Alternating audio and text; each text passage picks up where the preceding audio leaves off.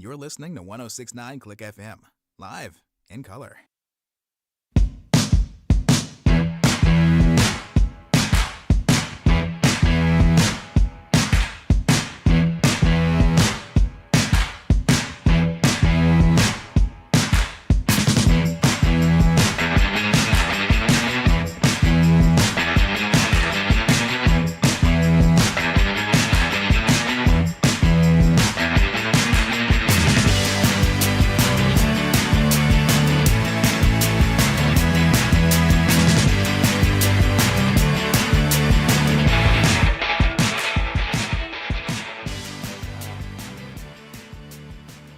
Things finally got started in the Brewers-Orioles game. That looked like a quiet first inning, but I guess things popped off in the second, huh?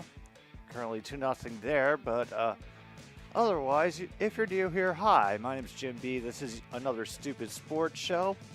We were supposed to be going live tonight for, yes, the Brewers versus Orioles. Unfortunately, due to technical difficulties, I was not able to get that game into my viewing area. So unfortunately I had to improvise on the fly, and I thought Rangers Astros was probably more palatable to sit through than, the White Sox game, which is what else I had available.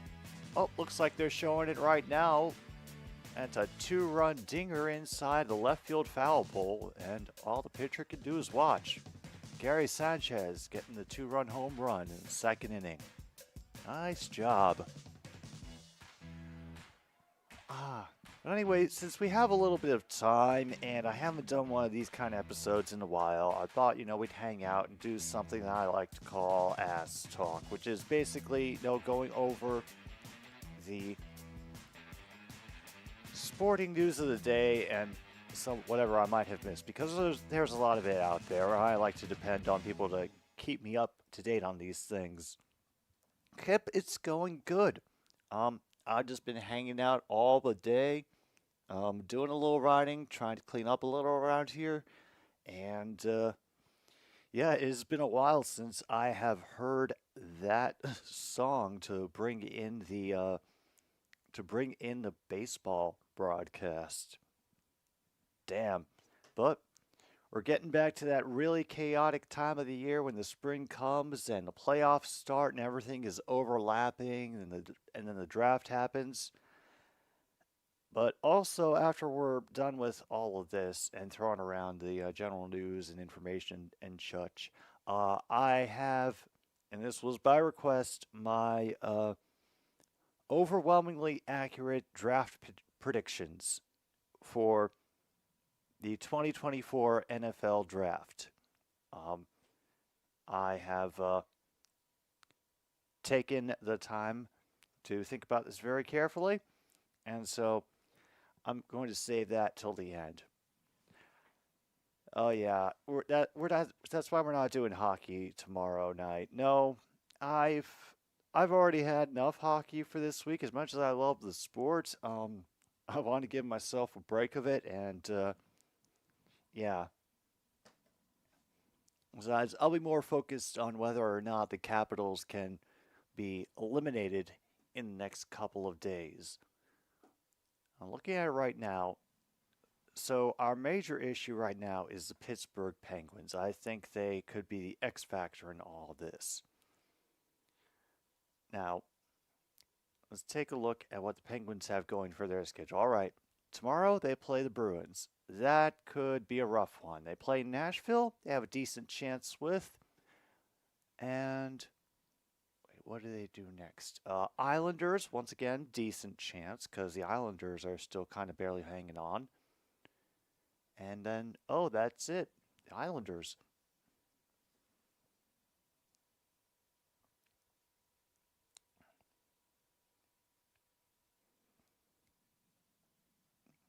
Yeah, Capitals guaranteed to be back in the wild card because of Boston at Pens and Wings at leaves. Islanders at Rangers. It is no guarantee. Absolutely no guarantee. Oh, hell. Looks like the rain has arrived at the game because there are Oh yeah, it is starting to come down in Baltimore at Camden Yards. Okay. So it looks like that game may be going on a break, and accordingly, somebody working for the team is sitting out there in scuba gear. I don't know why.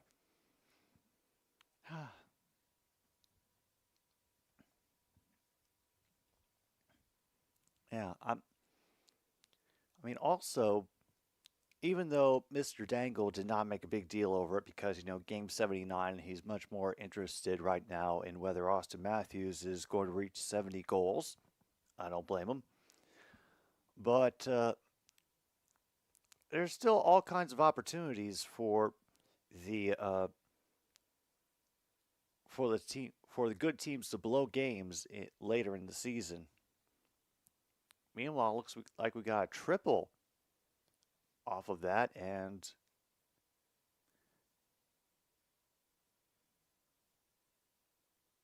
oh yeah, we could see it really coming down now. Oh dear.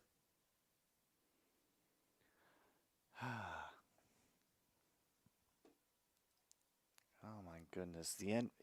Well, let's see how these NBA standings have shaken out first of all. Oh no. Oh great. They did score on that triple, so yes, you're correct, Logan. It's 3-0 Milwaukee. Yeah, perfect time to create chaos in the request section. All right, so the Celtics have clinched the Eastern Conference. Bucks and Knicks are for sure in the playoffs. The Bulls and the Hawks have for sure clinched the play-in. Meanwhile, everything else is kind of up for grabs, apparently.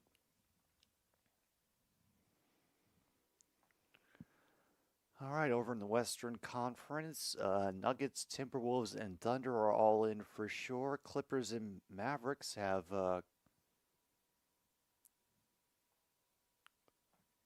clinched respective. It says clinched division, so okay, good for them. And Pelicans and Suns still unaffiliated. Kings, Warriors, and Lakers will all be there for the play-in. And I'm not sure that the Rockets are going to make it in unless something goes woefully wrong. Well, it looks like things are pretty much set over in the NBA. So that means it's going to be Lakers Warriors in the play-in series. Ooh. Yeah.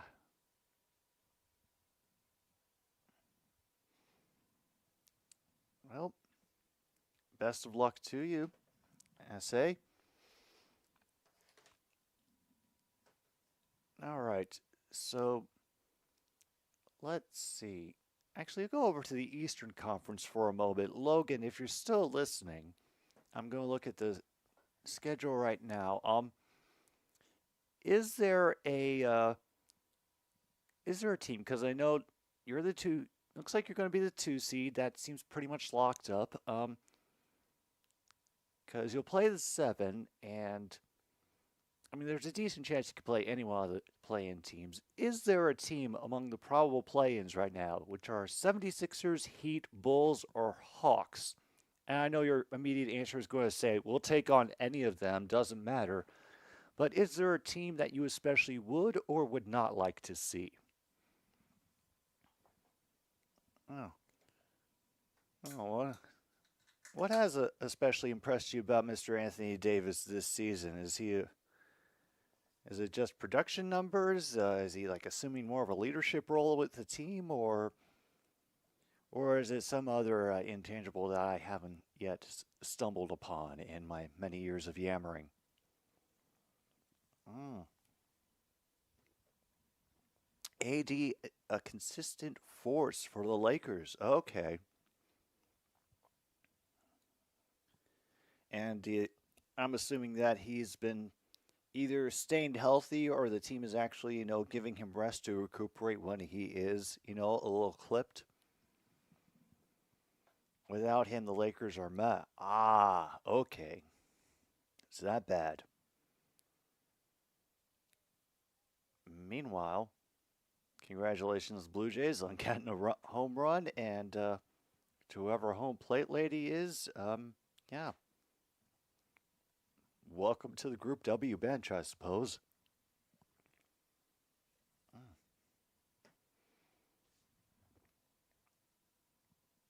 Oh, man. Also, I have to say, it is very strange, but also kind of cool to see the Orlando Magic back in the playoff hunt. I'm not sure how well I expect them to do, but, you know, good to see that they're there. And I, honestly, folks, the first opportunity I get, I'm going to be checking out the Pacers in the playoffs.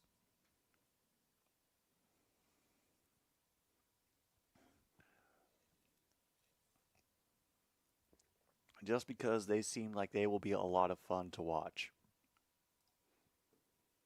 Meanwhile, over the Western Conference, to be honest, I think, yeah, just because they were the big story for me this whole season until the Nuggets decided to lurch out of nowhere and steal the number one spot again out of nowhere.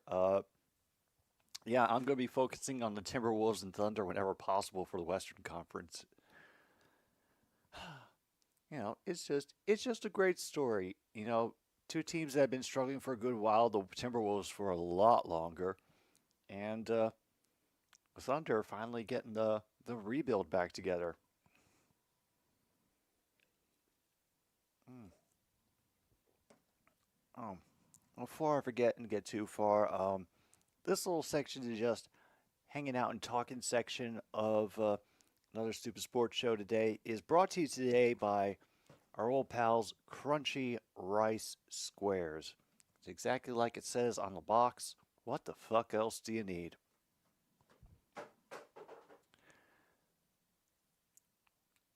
AD has been available, played well all season, big part of the Lakers having a shot. Meanwhile, there's a rumor that Zach Tom will be moved to center.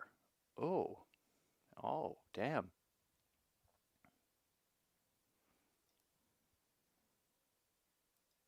I wasn't I wasn't aware, honestly, that the Packers were in need of a center. But is Zach Tom a better option than the person y'all just had there? Meanwhile, William tells me that OKC is going to play the Pelicans in round one. If they stay at the 3 seed, they still have a chance to grab the number one. Okay. Oh, so none of that is settled either. Fun.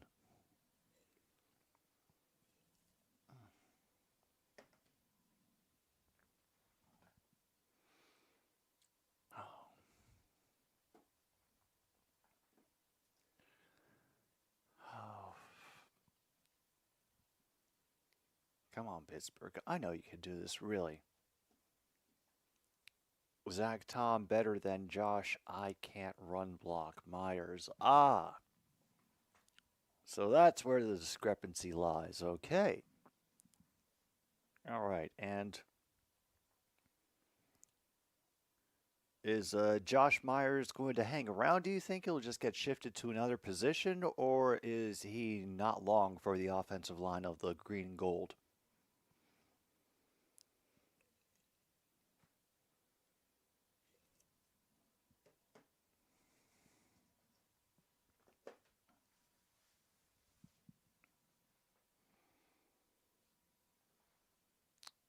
Oh, so he's officially in federal custody now? Oh, damn. Yeah, I saw that. Last I had read about MKI, they'd gotten to the point where they had officially filed a complaint, was the diplomatic way that they had put it, over the theft of all that money for Shohei Ohtani. Holy crap.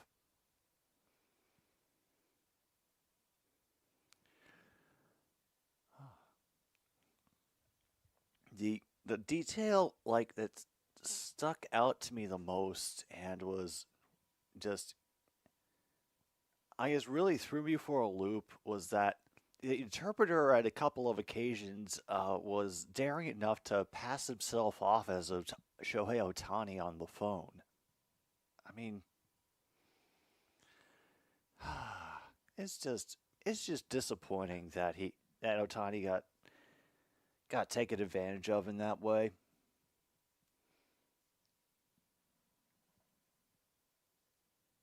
Final year in his rookie deal, so he needs to play well at guard, etc., or he's the next Jet center. Oh, okay. All right. So we have reached prove it year time. All right, well,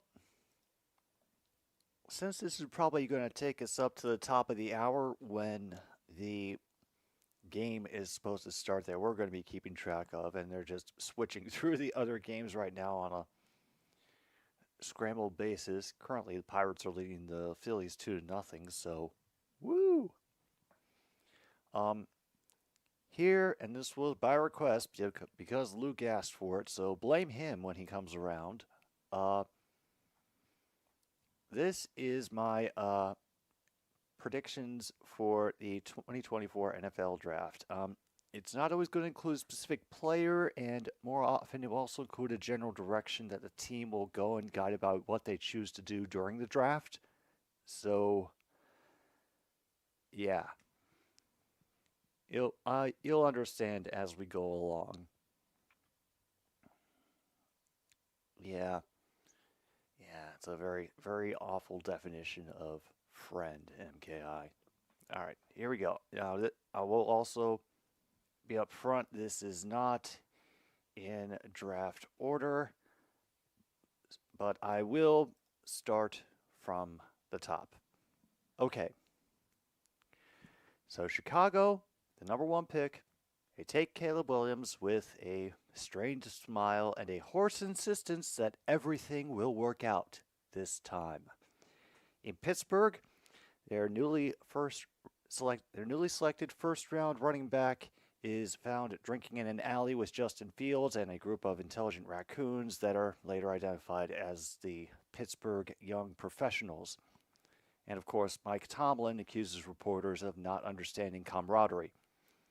The Cardinals are just glad to be here, and so is the llama they draft to play cornerback. Carolina, meantime, combines into one state in a short-sighted effort to raise more money for depth signings, and their rookie edge rusher is arrested in Charleston on suspected possession of whatever they happen to have lying around at the moment, as is the local custom. Jacksonville gets to pick the next group outing, and his selection of the Joker sequel reminds everyone in the AFC South why they don't hang out together outside of work. The New York Jets draft a guard from an Ivy League school, praying he will be intelligent enough to see through Aaron Rodgers' bullshit. Now, after all, it's an Ivy League school. You know what they're like.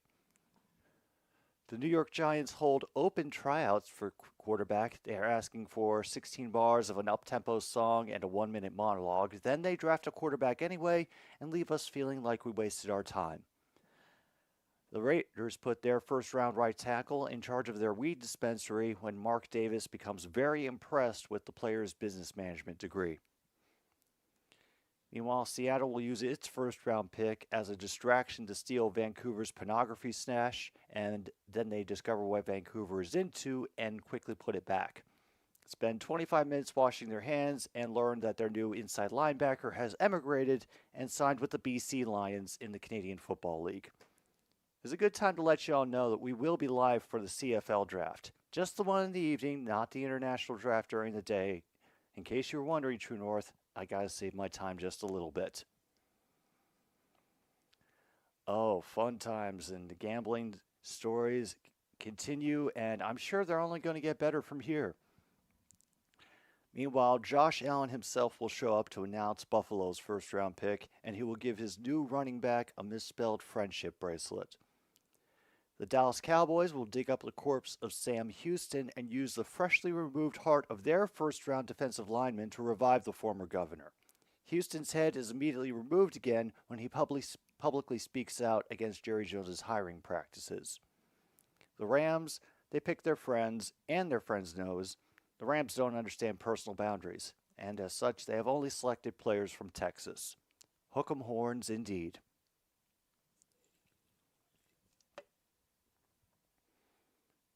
Oh, fun. An indefinite suspension. Like I said, only gets better from here, folks. Houston gives their pick to New Orleans out of pity. Head coach Dennis Allen somehow eats the pick, and Houston no longer pities New Orleans. The Vikings appear to draft a long snapper, but the player removes his prosthetic mustache and reveals himself to be head coach Kevin O'Connell. After screaming Sic Semper Tyrannis, he disappears in a smoke bomb. And Roger Goodell, always unsure of what to do next, attempts to ban the hiring of fish for front office positions. The Titans disappoint their rookie defensive lineman with his new job, security detail for season ticket holders. He's given a paper bag, a stun gun, and a lawyer, and is assured he will figure it out as he goes. Atlanta drafts another wide receiver, but this time they lay down the glue traps before the player can run out of the building. The Chargers draft another quarterback, and Justin Herbert is seen standing at White Point Beach just staring into the distance. Philadelphia locks Nick Sirianni in his own home, and we all agreed it's for the best. Meanwhile, the Indianapolis Colts send Gardner Minshew a change of address slip as a joke, but it results in Minshew driving out into the Illinois desert with the team's entire draft class for a vision quest. Only Minshew and the kicker survive. They open a smoothie stand. It does well. Detroit actually misses out on their first-round pick because Dan Campbell and Brad Holmes are distracted playing oversized Jenga in a downtown bar. Caleb Williams is found unconscious in the men's room with dyed blue hair. Miami drafts a safety. Baltimore's mascot is accused of being a DEI hire, and that overshadows John Harbaugh sneaking up on Cincinnati's draft pick and breaking their knees with a tire iron. As for the Ravens, they get another O-lineman and tell Lamar he needs to be nice to this one. Kansas City spends their entire first-round pick doing modern dance to a randomly selected Olivia Rodrigo tune, and after the entire city pulls a hammy in the name of art, they shrug and just hold open the door of Arrowhead, saying, "First one in gets to play wide receiver." And as it happens, the first person through the door is Josh McDaniels. Yeah, in central Illinois. Logan, there is a nature preserve that is a desert. I believe it is the H.A. Gleason Nature Preserve. San Francisco, in the draft, takes a safety and makes him the fourth QB in the depth chart. Season ticket holders are informed that they may also be selected as backups, as the homeless people manage to escape, and Shanahan thinks the Pegasus Project will work better with people who have already bought in. The New England Patriots lurk in the shadows for what seems like an eternity before grabbing the first center that walks into the room and disappearing. No one sees that player again, and his memory fades from his loved ones within a week. Elsewhere, Bill Belichick wakes up with a clear head for the first time since the year 2000 and whispers, "My God, what have I done?" Green Bay takes best player available. Matt LaFleur is publicly criticized on day 2 when records leak showing that he placed bets on how Jordan Love would disappoint us as a human being. Right now, FanDuel odds put bigamy at 700, although General Sex Pest has been the most popular bet at plus 1250. As usual, the odds-on favorite is capitalism. Cleveland picks a fine and community service, swears that they're fully rehabilitated, and is already hitting on your mom. Baker Mayfield shows his dedication to his new home state of Florida by meeting with all of Tampa Bay's new draft picks and giving them leprosy. It's remarkably easy as not one of them has ever had to cover their drink in a bar, and Mayfield can spit into a shot glass from 30 feet. Oh, good job, Milwaukee, 4-0. Denver's draft pick turns out to be a cardboard cutout of an AI-generated player. Sean Payton rips out his own eyes when ownership fields an entire 53-man roster of cardboard cutouts, along with Josh Reynolds, to save money. And in Washington, D.C., ground is broken on a site for what will be known as Deborah Jean Palfy Memorial Stadium.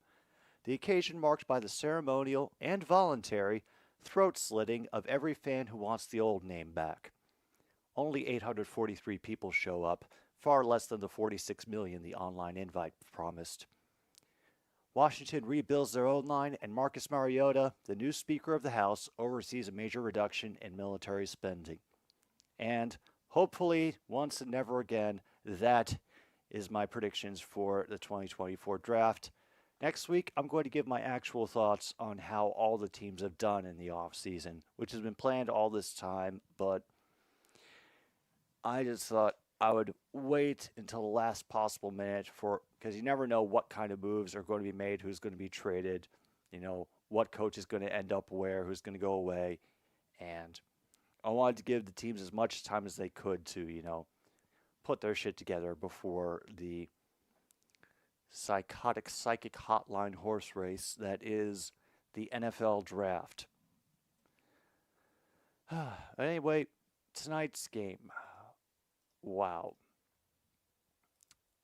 I thought I was reading it wrong when I looked at the standings and it said that the Houston Astros were in last place in the AL West.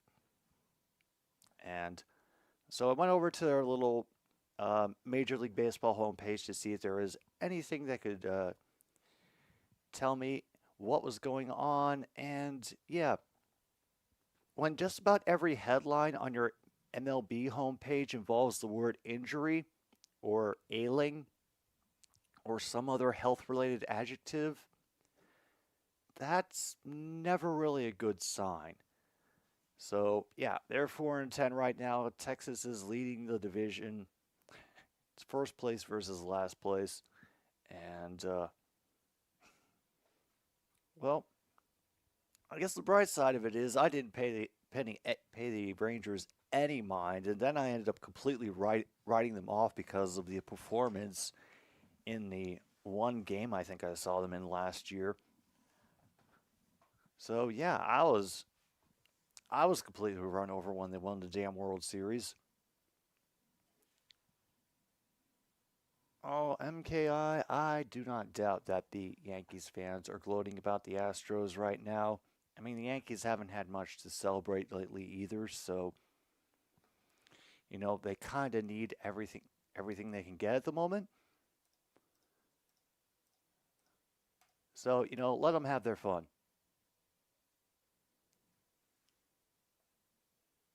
And meanwhile, Christian Yelich has to leave the game with lower back discomfort.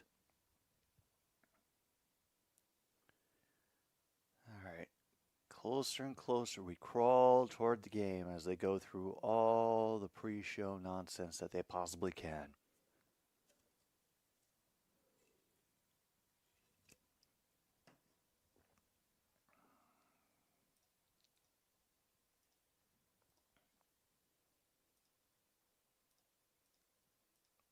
And meanwhile, the Texas Rangers, they do have Max Scherzer. He's going to be out for like another few weeks, I think. But yeah, they seem to be handling themselves a little bit better. Late May to early June for Max Scherzer, and he's got a herniated disc.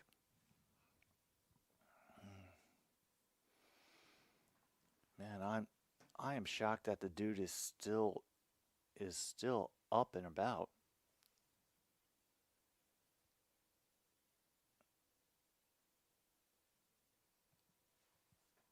Oh, nice.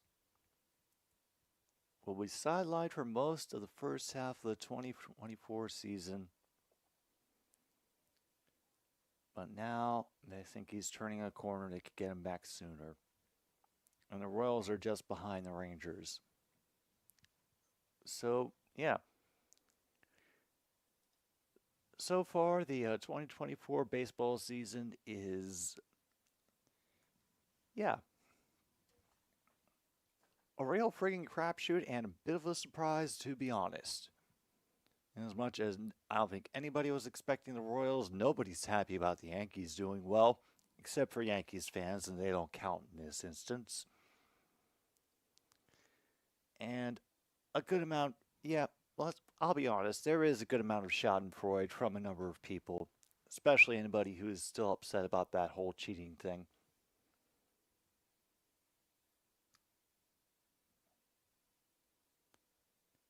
But I guess Astros fans can feel better that they're not as bad as the Rockies or the White Sox for that matter, but we all hold sway over the Marlins. Poor Miami Marlins.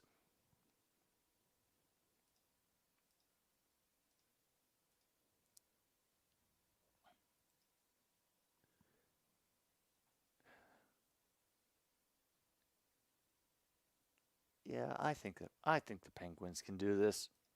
Absolutely. It'll be rough, but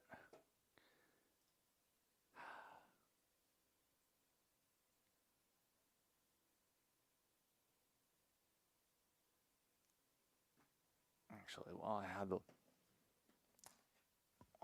moment, we'll get the proper box score up here, and I honestly, MK, I was unsure that had no idea that there was a possibility that Giannis had tore his Achilles. But yeah, let's hope it doesn't become a major issue to deal with in the playoffs. Find our scores. Where's our score? All right, still 4-0, bottom of the third between the Brewers and Orioles.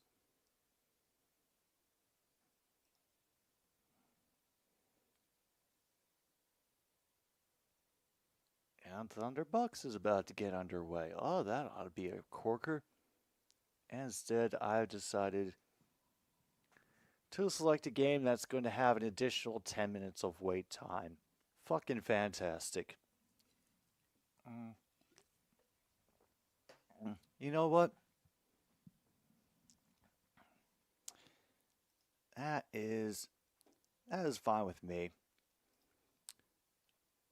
That is fine. We'll take a little bit of a break here because I know that I'm barely going to get one with how baseball breaks are staggered out. So we'll play a little bit of music, have a minor pause for the cause, and we'll be back in just a little bit for the beginning of Rangers Astros here on another Stupid Sports Show. We'll see you soon.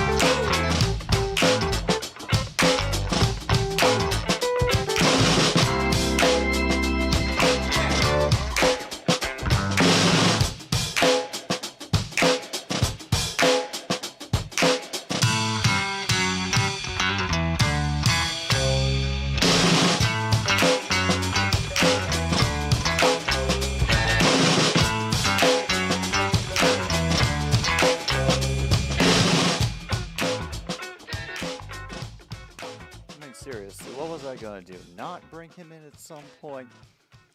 Game has officially gotten underway. We are in Houston for this one. It is 7:10 start time.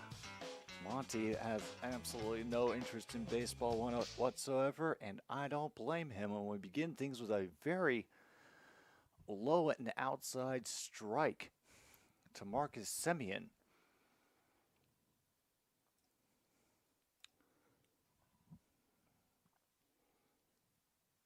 Trying to get a bit of catcher assistance to pull that one up in the center, but nothing doing. We have reached a 1-1 count.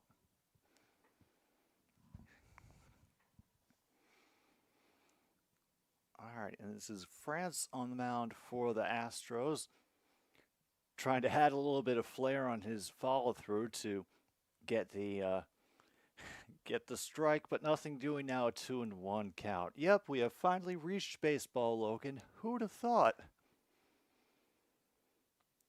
Big swing and a miss to even things at 2-2.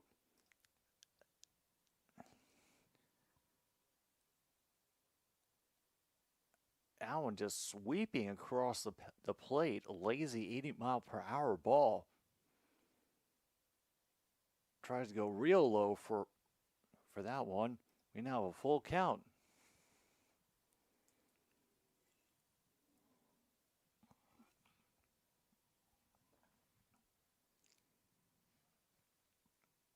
Angie's going to be sleeping anyway, no matter what. Hard hit to the third baseman.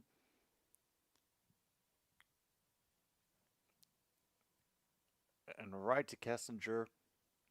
Cross to Singleton for the first out. All right.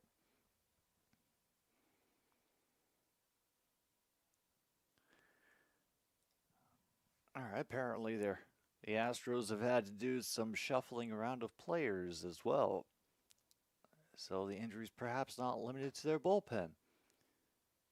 All right, they will try to get the catcher assistance on lefty Corey Seager. It does not fly. We are at 1-0.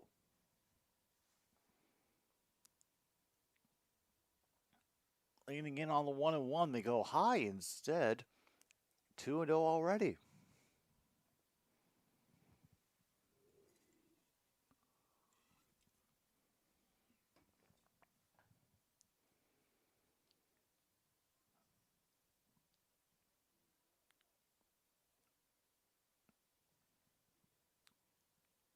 Damn. Already we're at a 3-0 count.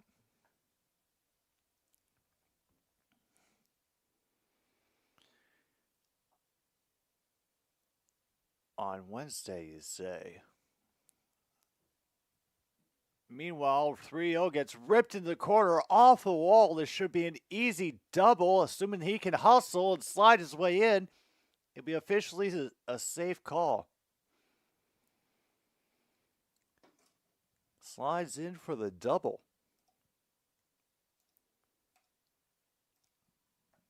Yeah. Yeah. It's going to be a shame that we lose the Mullets, but, well, hey, I'm sure that at least a few Coyotes the name can hold, I suppose, but the long Arizona hockey experiment is finally over.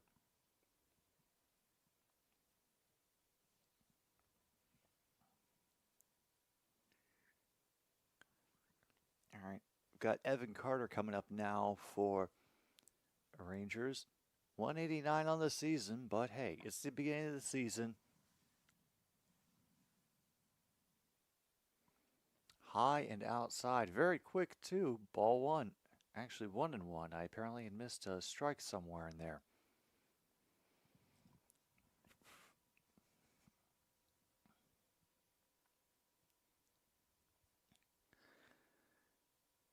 Yeah. This will be a chopper right to Altuve. Easy second out, but runner does advance to third.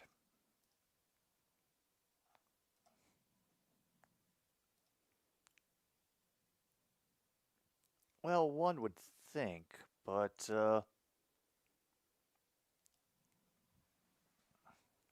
also they usually like to save those kinds of things so you know that fans don't do anything stupid like, riot or throw shit on the ice at the end of games. Meanwhile, that's going to be cracked right near the gap. Be an easy Easy first run. Garcia gets his 14th RBI, and the Rangers are already on top, 1-0 after a few hits cracked off in the first inning. Yeah, that's exactly why they would do it, True North, because they didn't want to overshadow the upcoming historic Washington Capitals playoff run. Mm-hmm.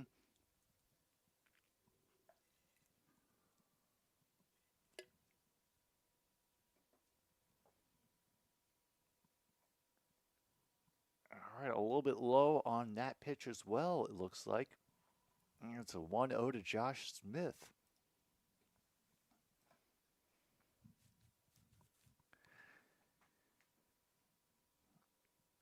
But also at this point, I'm not sure there's much of a fan base for them to anger in Arizona. I mean, it's kind of sad, but them being at Mullet Arena is almost the perfect situation for them because there's no pressure to fill it up. They can fill up a 3,500 seat college arena easily. Last home game is Wednesday against the Oilers. Oh, yeah, that is.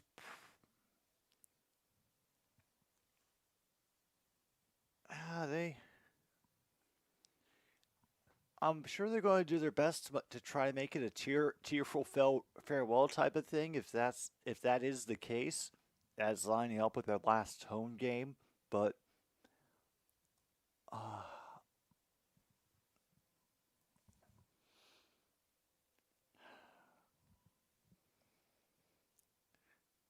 there's going to be a team back there before we know it because I don't think they can give up. Garcia's going to try to beat the throw, and he is in stolen base. Beats Pena with the tag.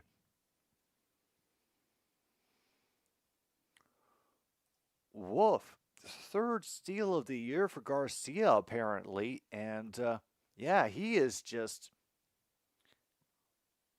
rumbling faster than I expected him to. Also wearing that special uh, sliding mitten. Oh, yep. And Smith gets hit by a pitch. We are just getting everything in this first inning. We would be so close to a bingo by now. But hit by a pitch, and that batter quickly takes his base. Yeah. Ow, it bounced up and hit him on the inside of his left knee. Ooh. Yeah, I noticed. The Rockies had a big inning.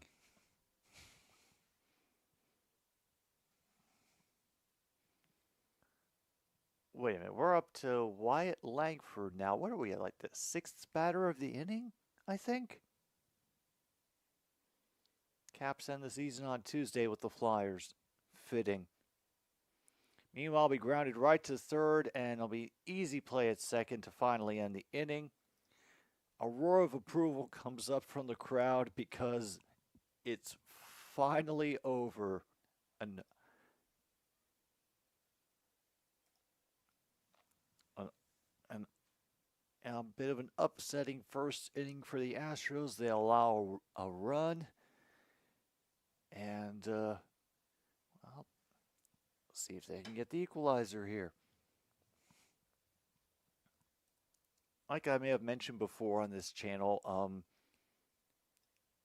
as a Caps fan, the most frequent trolling we got, well, better way to describe it, the fans that will travel best down to see us were actually Philly fans, even though our fiercest rivalry is with Pittsburgh. And it was very often that we would see the Flyers fans and Caps fans getting into it at the games, and usually somebody would get escorted out by security, usually to chants and renditions of Steam's "Na Na Hey Hey Kiss Him Goodbye," because we are the epitome of wit.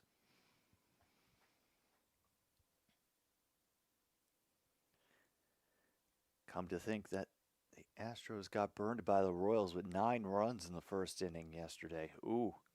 All right. That's better.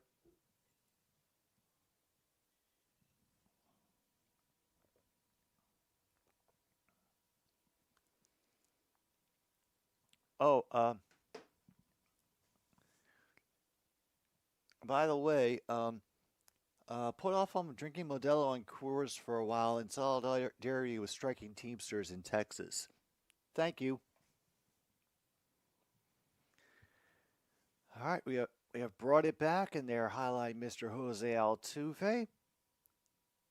He'll be first, and Jordan Alvarez and Kyle Tucker.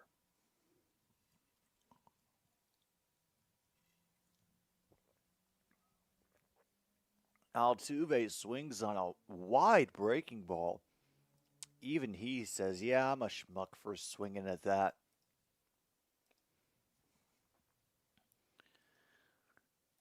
Here we are, bottom of the first.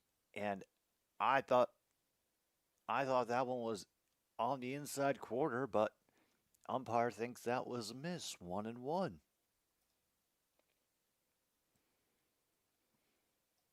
This one will get popped into right field. It's got some distance, and he backs up.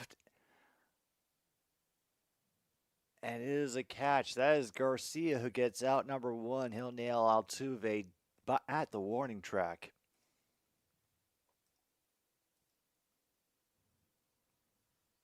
Meanwhile, yeah, Angels are absolutely ringing the bell of the Red Sox. By the end of the fourth, it's 5-0. Dane Dunning on the mound for the Rangers, and we have the official batter's timeout. The one batter's timeout that Alvarez can now take is done.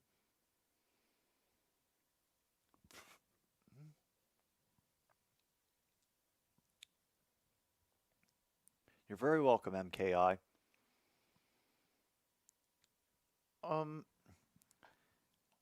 True North, no, we have not yet reached the beer vending machines level because, yeah, I could see that being very problematic, especially in a place like Chicago, which is where I think they would try it out first. Meanwhile, this is another launch. This one is a sky right to Garcia again, and easy second out. Like, the only thing that I've heard of close, I mean, Chicago is not quite at the like Japan level of vending machines where you can get almost anything out of them, including underwear. But I think maybe in like certain neighborhoods as like a demonstration sort of thing, maybe there could be beer vending machines in a bigger city. Like they would have to be like tightly monitored and IDs scanned so you can ensure that it's people who are actually over 21 aren't feeding the machine fakes, but damn. Then again, Chicago also had a bar that was dressed up like Moe's Tavern that stayed that way for many years. So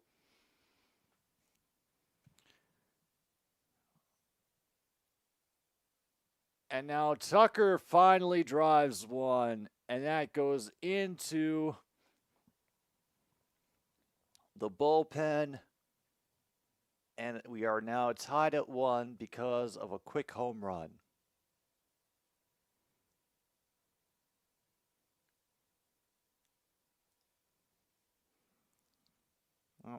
But honestly, True North, on the other hand, as long as there are easygoing 21-year-olds and parents who aren't supervising, the minors are going to find the way to get the beer no matter what.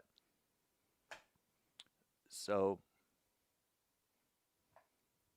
I'm not worried about them, popping a 20 into a vending machine and getting a couple of Four Locos or anything like that.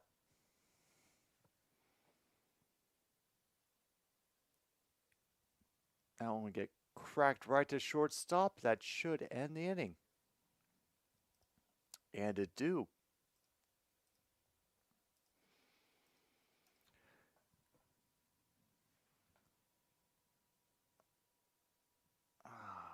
And of course, they're not showing the rest of the box score, so I can't properly update it. Thank you. And it is, if I can get back to this, away hits, they only officially have 2. Home hits, only officially 1. That home run by Tucker that just got them on the board. Other than that, nothing else so far. Oh, the Orioles have gotten on the board before the end of the 4th. It's now only 4-1. Pirates lead the Phillies 3-1. Rays over the Giants 2-1. All those games around the mid-inning range. Rockies still hold the lead 6-2 over the Blue Jays in the bottom of the 4th. Mets are holding on against the Royals 3-1 mid-5th. And yeah, 6-0. 6-0. Great.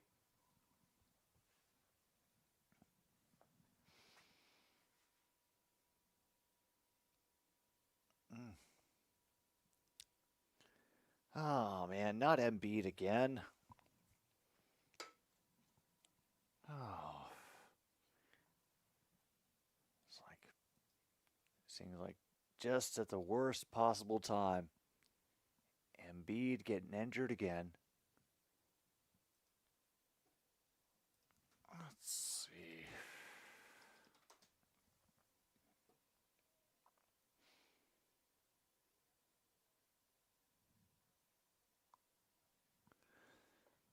Okay, let's see. Embiid landed awkwardly after making a basket and immediately grabbed at his left knee. He stayed in the game until next time out, then exited and immediately left for the locker room. Oh. Oh boy.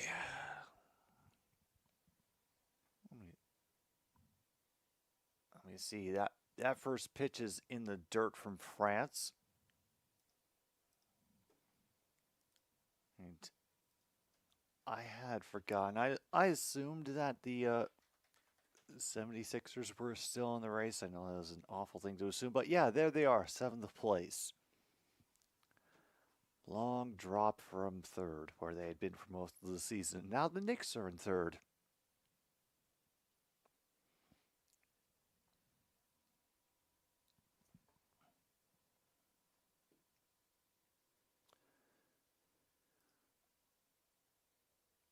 Wow.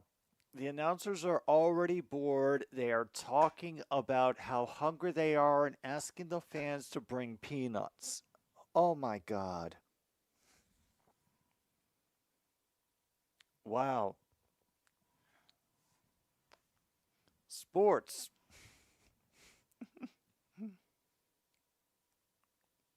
Yeah.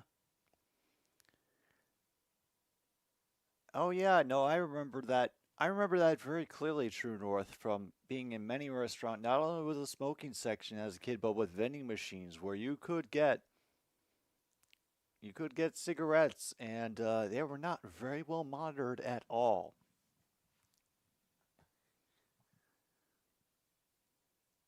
It's basically if they caught a kid using it, they might yell and tell them to get on, but if they did it while no one was looking.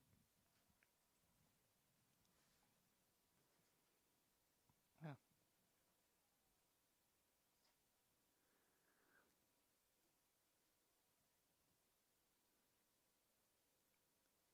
All right, we are now at 1-0 after somehow magically getting the first out. Now I've made it to 2-0.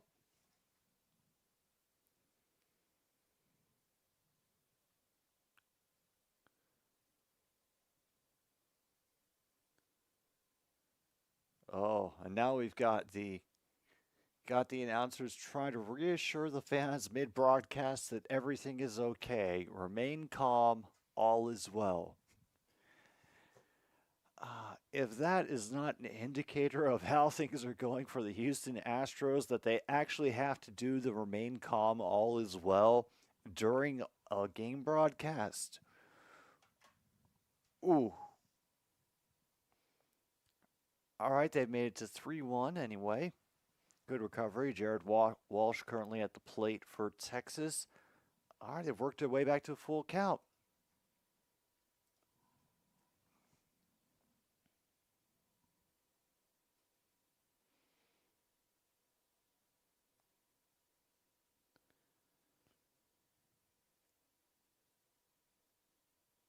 Wow, like they're running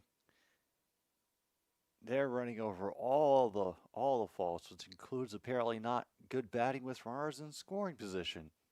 I mean, I guess, admitting you have a problem is the first step, but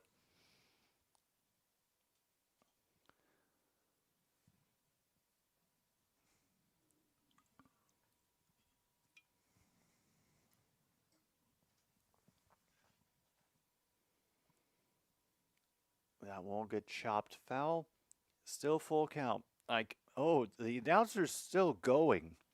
He is very, very, very, very adamant about making it clear everybody's going to lose games. You can't panic now.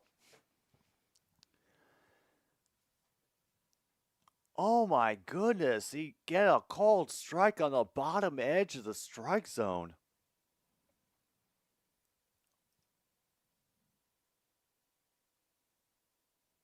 Wow.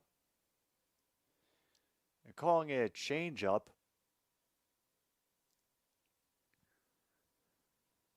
I have no idea how they caught that corner, but we are up to out number 2.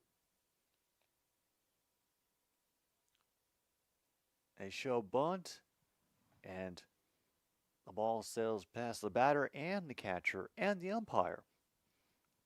Back to 1-0.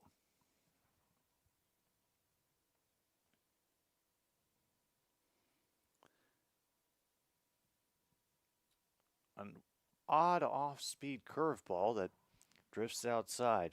2-0. All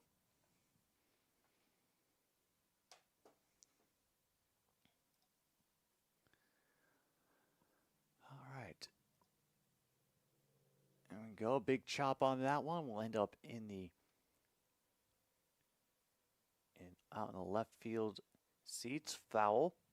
And Brewers are just absolutely beating up on the Orioles tonight. 7-1.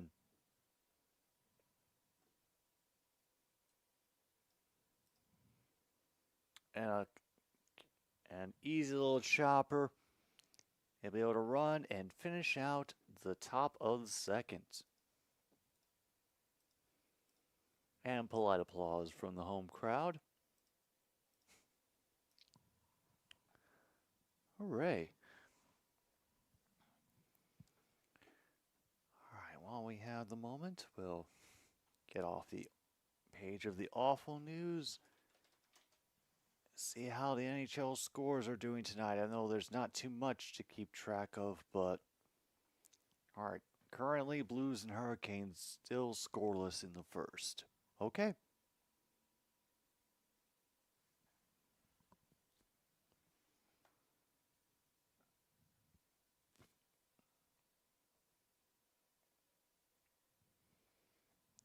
Also got Predators, Blackhawks, Coyotes, Oilers, Flames, Ducks. All right. Well, at least Wild Golden Knights. Seems like it could be a bit more competitive.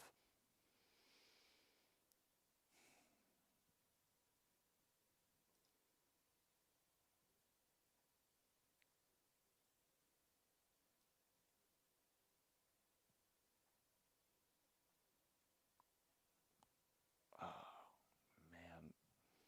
All right. Where are you? Other league Major League Baseball scores. Yep, 7-2 after another solo shot by the Rockies. Reds still holding on 6-0. No other change as far as the other scores are concerned. Okay, might as well bring up the NBA.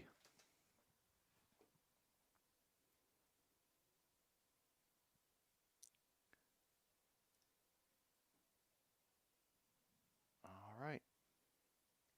Currently, the Wizards are leading the Bulls by 3 in the third. 76ers still have a 16-point lead on the Magic, despite the apparent rapid exit of Joel Embiid. Again, 0-1 count on the first pitch in the bottom of the second. And a quick 2-0 as Dunning takes a huge cut and misses. Meanwhile, Cavaliers lead the Pacers 70-59 at halftime. Nets over the Knicks 55-45. Next pitch from Dunning is in the dirt. It's 1-2. Celtics way ahead of the Hornets, 69-43 at halftime.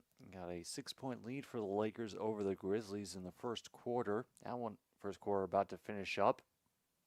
And whoa, that pitch very inside, but they're calling it a strikeout. I didn't quite agree with that, but sure. All right, Hawks and Timberwolves neck and neck with $1:45 to go in the first. Thunder ahead of the Bucks by 7. Under a minute to go there as well. Okay. I'm curious to hear if there's anything important that's going on. That's well, I know Giannis and Lillard are sitting tonight, but big swing by Pena. Goes foul. Already up to an 0-2.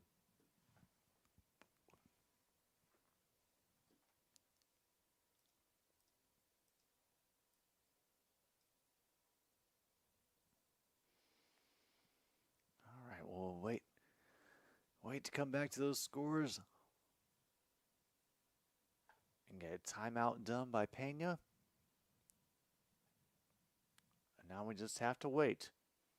Right back to the pitcher, and he just jogs over for the easy pitch and catch. Already 2 outs.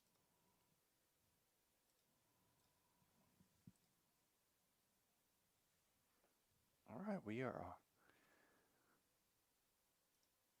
moving along pretty well. Oh. Right.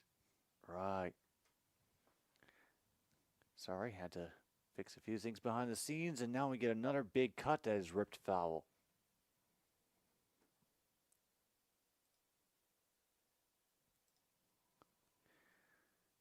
That's Mauricio Dubon,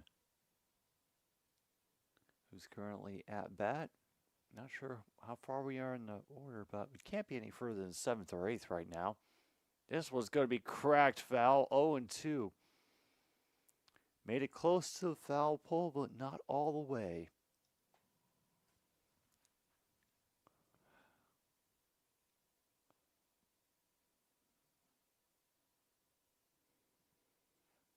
All right. 0-2 from Dunning. He will get the bat on it, but as an easy grab for the second baseman, comes charging in. Toss it over to first, and still tied. Going to be going into the top of the third. Hooray.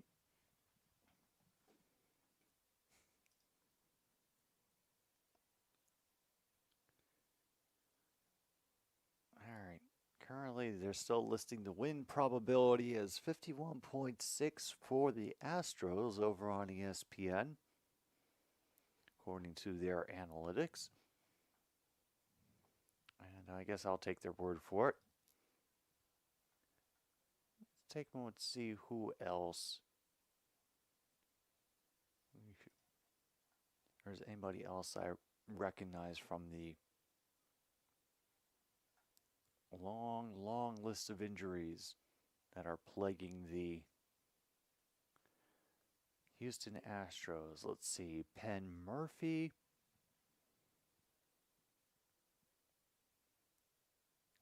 Lance McCullers Jr., Luis Garcia, who underwent Tommy John surgery on May 19th. Oh, he's likely to return middle of the season. Bennett Souza, Oliver Ortega, all those people on 60-day injured leave. Oh, damn. Sousa ain't coming back. He's shut down for the season.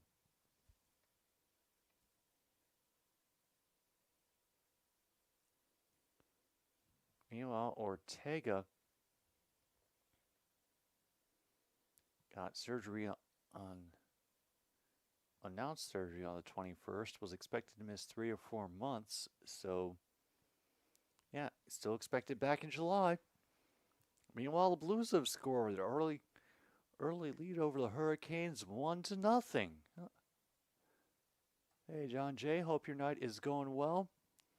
We have made it to the bottom of the second, or sorry, top of the third. I'm already losing track. That's not a good sign for the baseball season. And we start with an immediate line out to the shortstop.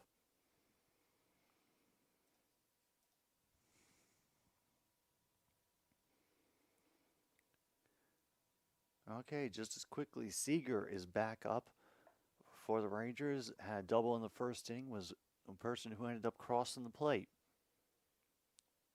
Meanwhile, Freddie Peralta has struck out 10 against the Orioles tonight. Oh yeah, hey, Friday, no reason to complain about that.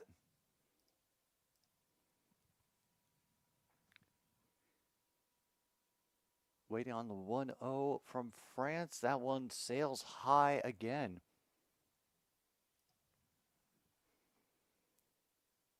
All right, also on this injured list, yeah, just a pitcher after pitcher after pitcher, and Justin Verlander is expected to pitch tomorrow, but yeah,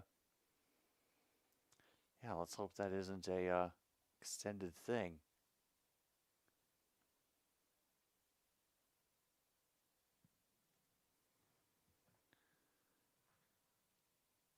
And Miguel Diaz outrighted and elects for free agency too. Oof. And meanwhile, we get a quick walk.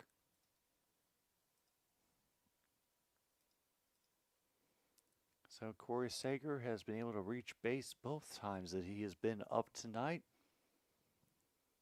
Once again, hoping that he can spur some scoring for the Rangers. That's another high one out of the zone, 1-0.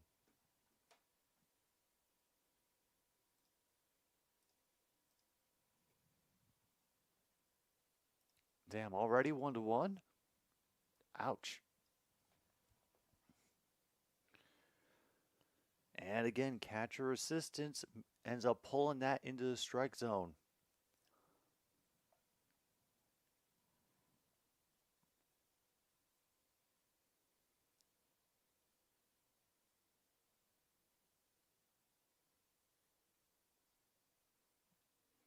Able to chop that over the head of the shortstop, bouncing shallow left.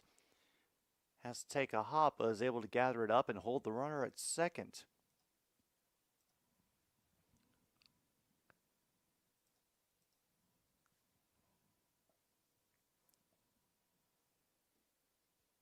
All right, that could have gone much, much worse, I suppose. Now we'll have a little conference over at the pitcher's mound.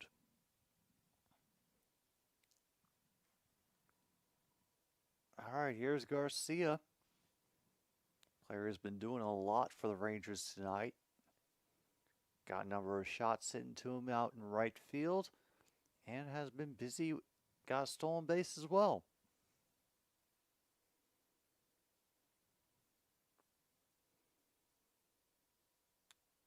First and second, 1 out.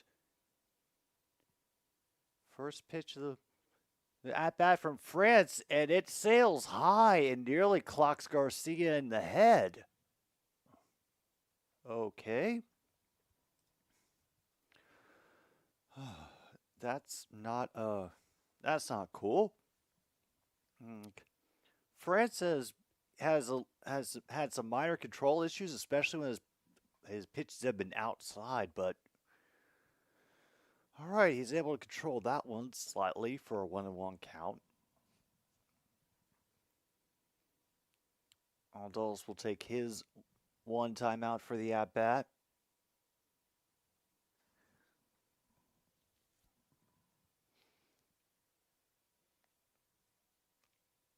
Oh boy, I think I might have a new bingo spot. And that's another high one up near Garcia's head. 2-1.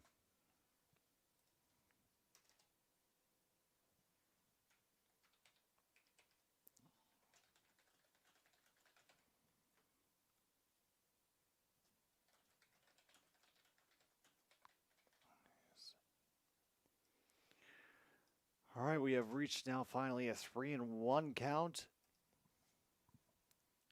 Will this simply load the bases?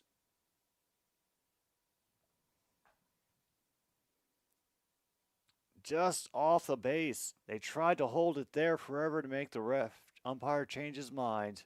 Nothing doing. Congratulations. Bases are now loaded.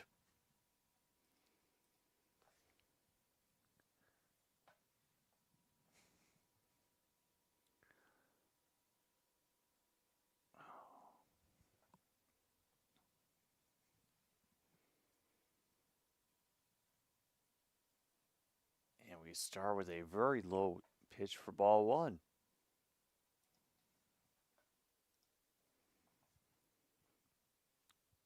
Couldn't have said it better myself, announcer. Got to get back in the strike zone. There have been more balls than strikes. Catch resistance doesn't help that low one, even with all the heat on it.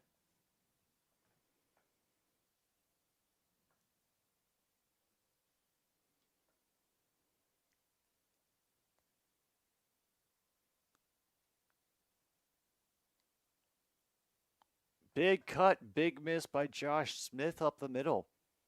2-1. That one 93 miles per hour up the middle.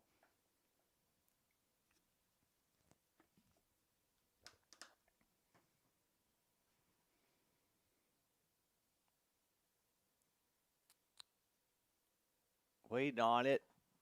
A little bit off balance on the swing, and now we are at 2-2.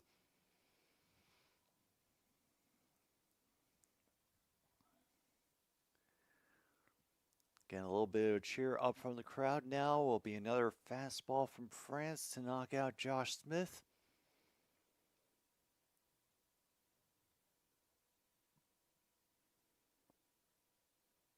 And he misses with a breaking ball high and outside. Full count again. All right, we might have ourselves a little bit of a standoff because he's only had real control with his fastball. And now they know it. And he loses it and walks in the run. Oh, man.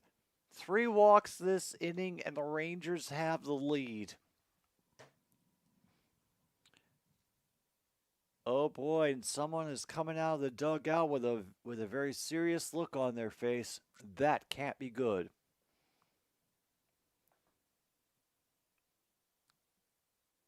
All right. Looks like the ball is not being taken away just yet. They're hoping to talk him through this. Everybody else is coming out for the meeting on the mound, including the umpire. I guess he wants to put in an order for mozzarella sticks or something. Really, True North, you're apologizing for your requests.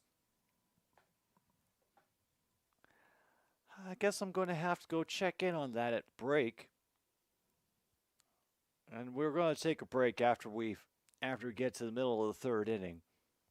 But I can't wait to see what you've thrown in. I'm sure it'll be just perfect for our purposes.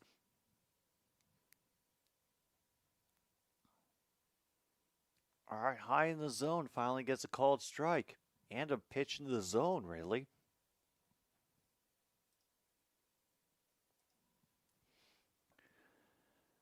So Wyatt Langford reached on fielder's choice last time he was up. And that's another one. That pitch got away from him, but the ball bounces right back. They're unable to score on the wild pitch. Oh boy. If I were an Astros fan right now, this would be the perfect opportunity to start crossing your legs or clenching because I would be nervous with France on the mound. I don't know what, I know nothing about this dude, but he's pitching like he had a little bit too much caffeine before he got on the field. All right, now 1-2.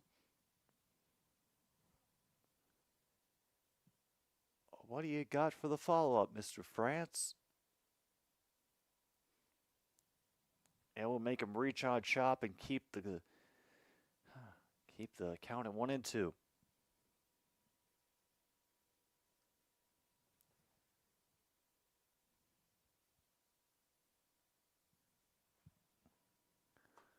All right.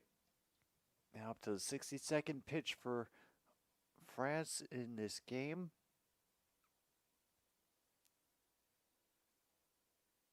And it's foul.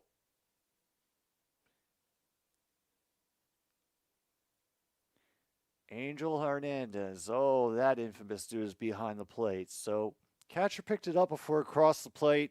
Wanted to just get the force out tag at home. And it was declared still foul.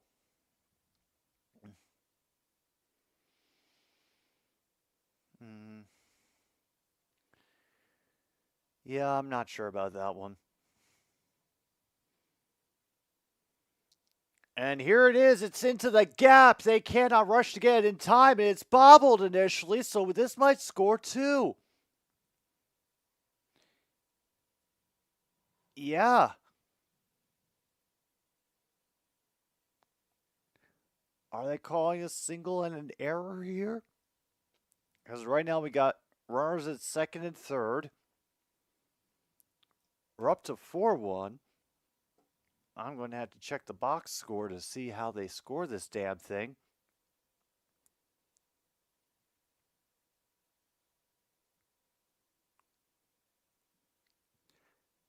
Yep, it is going to be officially a single and an error. So we have an honest to goodness error in this game. Wow. We are truly back in the world of baseball. All right, Jonah Heim is back up. Starts his at-bat with a ball. Follow up from France. Gets skied back into the seats. 1-1.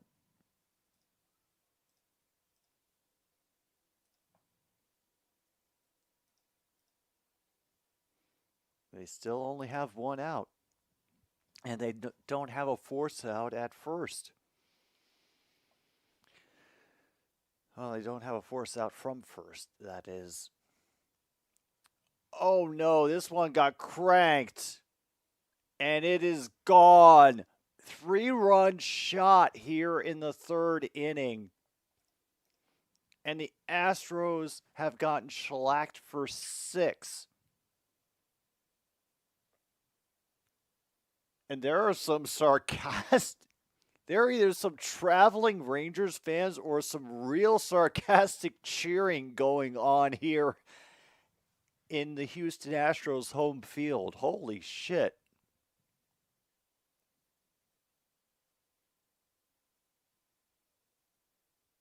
Yeah, that one reached the upper deck.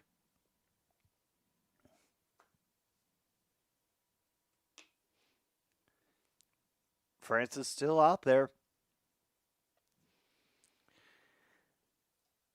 Well, they can't bring that one up, even with pitcher assistance. 1-0 on Jared Walsh. Struck out the last time he was up.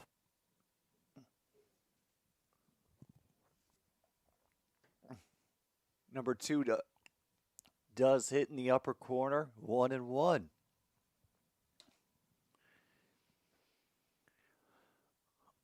Oh, this is a rough inning. Oh no, are they about to get clocked again? No. All right, they get it at the warning track. Okay.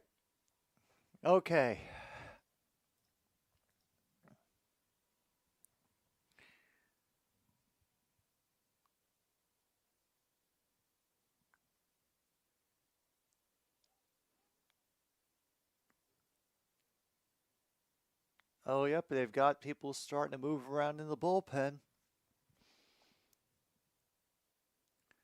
Oh, yeah, that is another low and outside.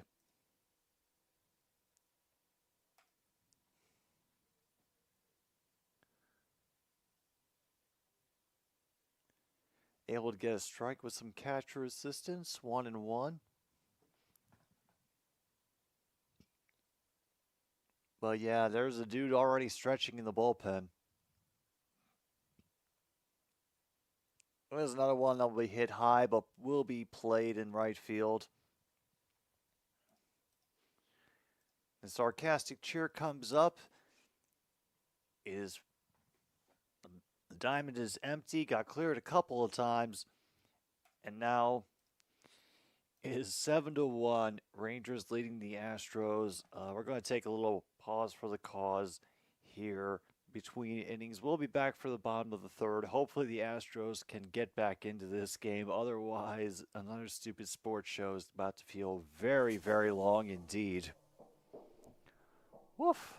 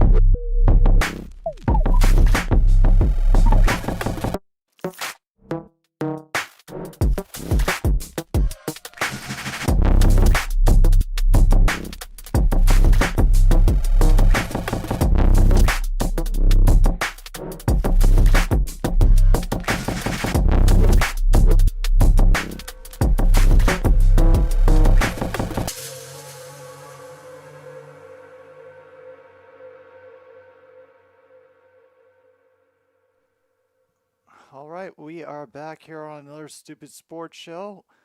Just got back from stretching my legs to find out that we're already in the top of the fourth. There is one out, and yeah, not too much else has happened. There was a very impressive cake that was brought up into the announcer's booth. Dunning returned a favor with a high pitch of his own against Kessinger.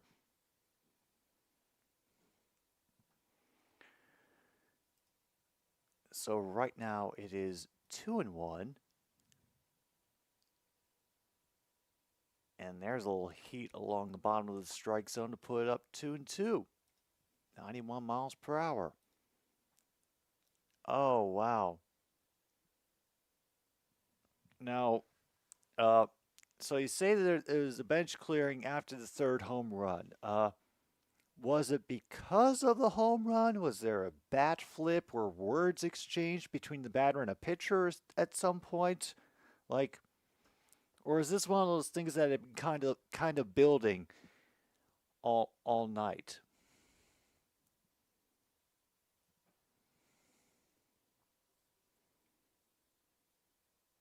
Trying to get the heat on that one, and drifts outside. We're at full count, 3-2. No punches thrown, words exchanged. Oh, so it was a matter of celebration that the catcher got offended by. Meanwhile, we get ourselves a strikeout on Kessinger and our second out of the fourth.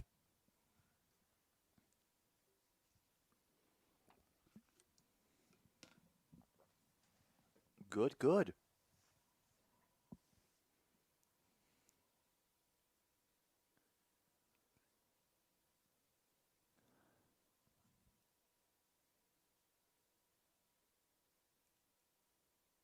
And yep, that is Altuve. He is back up after flying out in the first.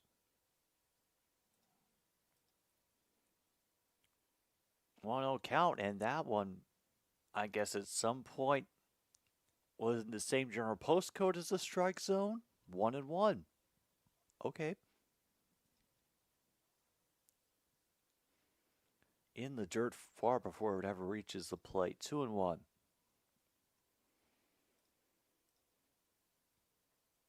Okay, yeah, maybe, being up 10-1. That's a little bit rough by mid-sixth.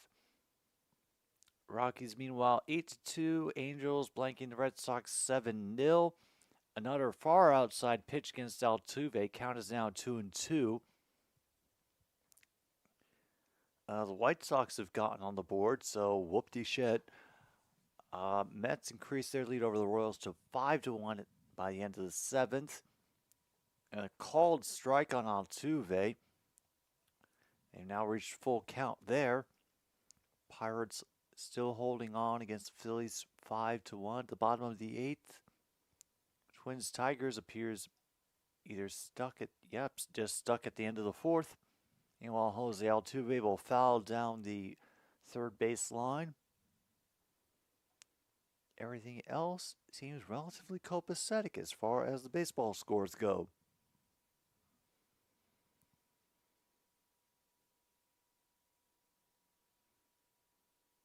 And once again, he'll reach that bat out and just protect the plate. Another foul ball.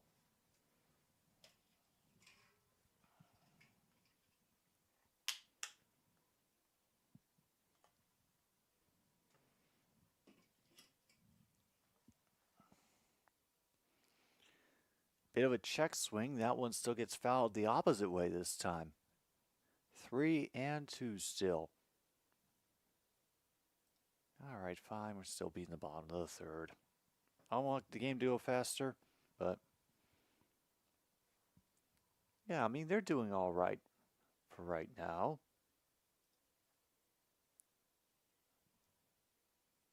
Meanwhile, Altuve draws the walk.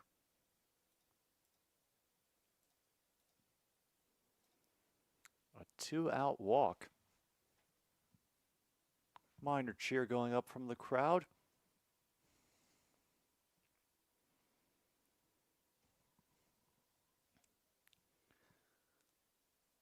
$5 burgers for $6 since they score five runs. Nice deal. Big swing on the first pitch, however, 0-1.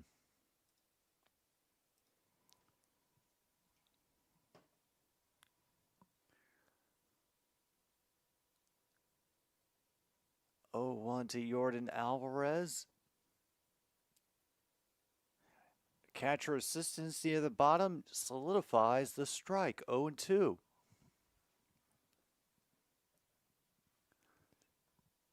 yeah.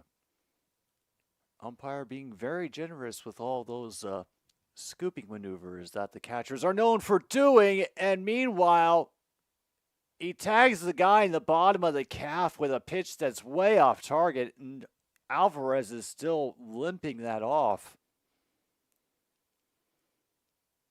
All right, let's get the replay, see where this ended up Oh, God, that got him right in the back of the knee. Ah!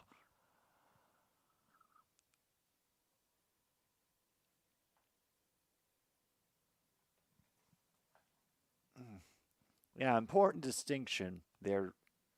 Is this a takeout, dine-in only? Meanwhile, Freddie Peralta has 11 strikeouts. Runners now on first and second after a couple of walks.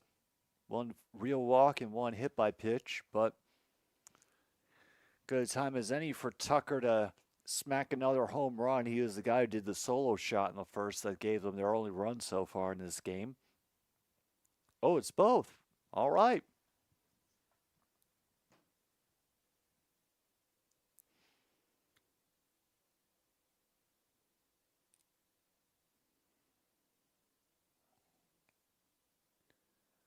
And fastball high, check swing, 1-0.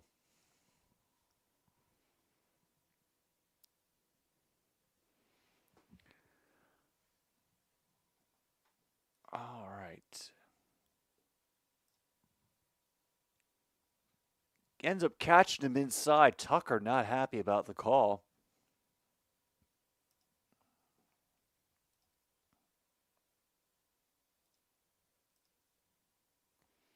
All right. Early lead for Nashville over the Blackhawks, by the way, 1-0 in the first period. And they just miss inside. Now 2-1. Hurricanes and Blues are still tied in the second period, goal each.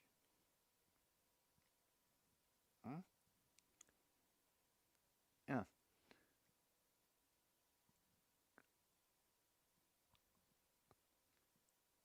Yeah. That's the thing about the home deport gift cards. Unless you get unless you buy a special type of gift cards, they're only usually good for the country in which you buy them. It's a thing that they do to cut down on the fraud.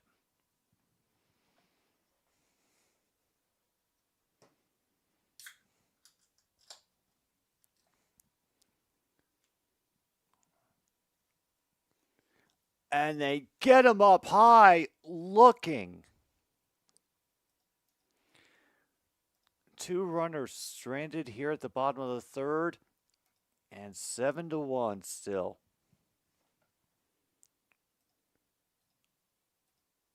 Well, that is a rough end to a promising inning for the Houston Astros.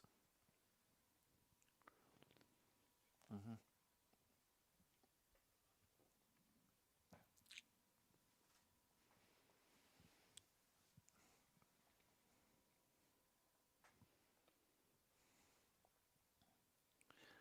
All right, well, all right.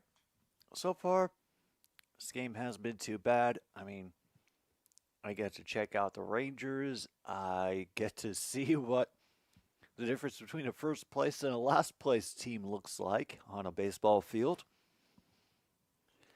And more importantly, I think it gets me back into the rhythm of calling these games again and once again having to plan my breaks accordingly.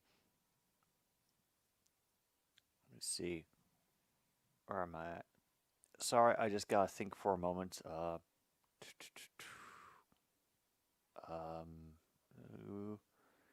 There. Okay, yeah, that's what we'll do.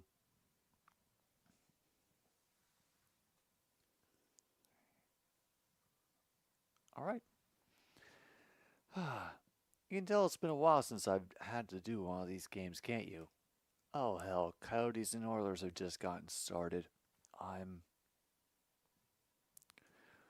far too tempted to take a peek over at that game and look at what's going on, but I know I shouldn't. It will only lead to bad things.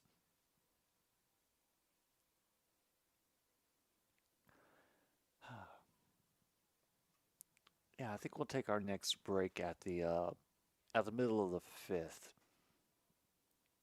That way we can have a good proper break, get 7th inning stretch, and then clear.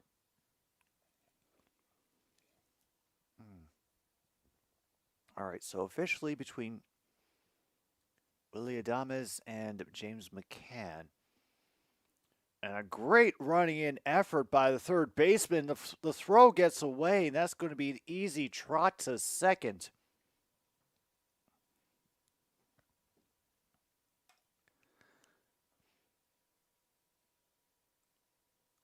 All right, so is that, yep, a hit and error on that play.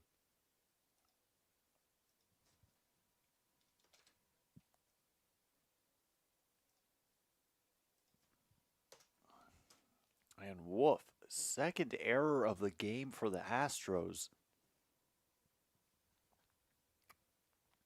Meanwhile, the Thunder are leading the Bucks. Oh, I misread that score for a moment. I apologize. I thought that was 62, but no, it's 69 to 52. Big cut on the 1-0 swing. France gets the count to 1-1 against Corey Seager.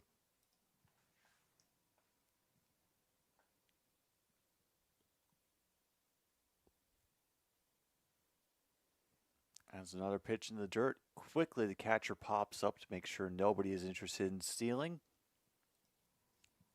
Nothing doing so far.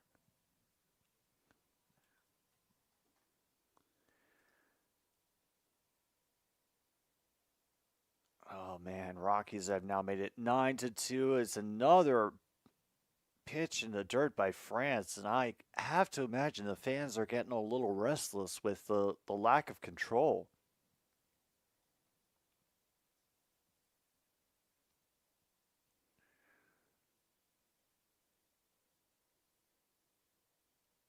Oh, and they're looking, just showing the bullpen usage, and apparently the bullpens had to pick things up in the absence of injured starters. This one will be left into left field. Easy base hit. We now have runners on the corners and no out.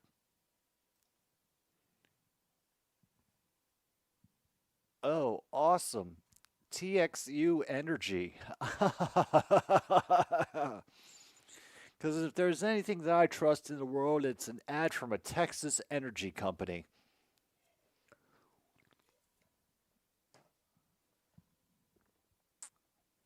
All right, Evan Carter up now for the Rangers.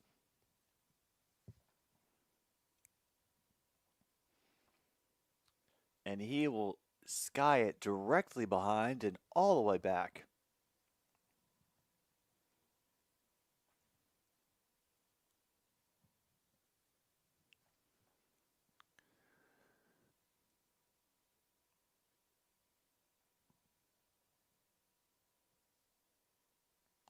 Do they get him on the check swing? No, they just get him in the strike zone, period. 0-2 now.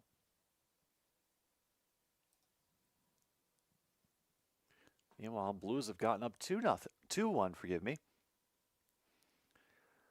Oh, I remember that.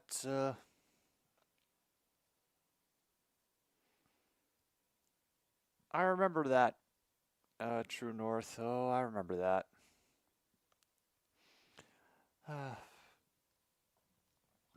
They're not all winners that come out of NASA.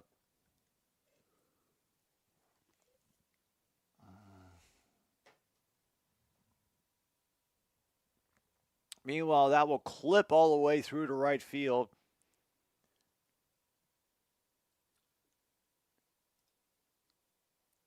Oh.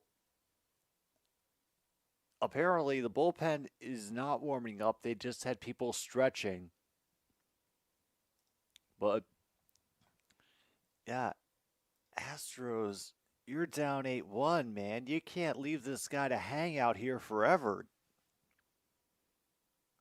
This will get ugly if you let this continue. I mean, right now we got runners on first and second. They did get a strike on the first pitch, and that's to Garcia, who, like I said, has been a busy player tonight. Single and a walk and an RBI. He will take a timeout.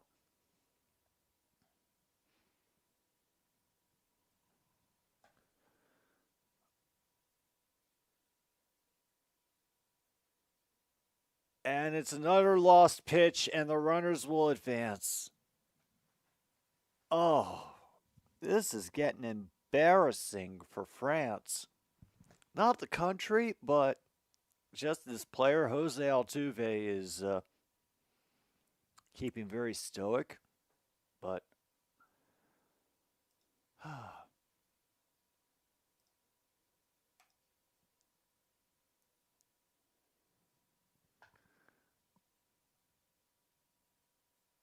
all right, traps that one that time. There was another pitch in the dirt.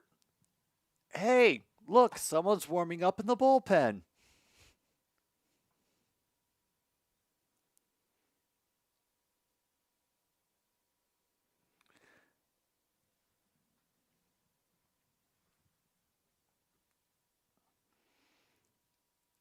Another low one, nearly got away.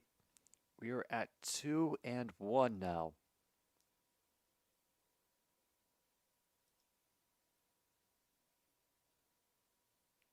All right, we're up to 3-1 now. Meanwhile, the Coyotes are beating Calgary North.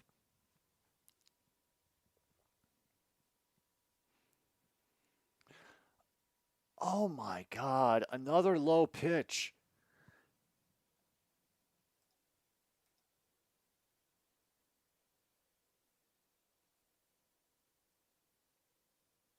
Oh, people are getting a little restless out in Astroland.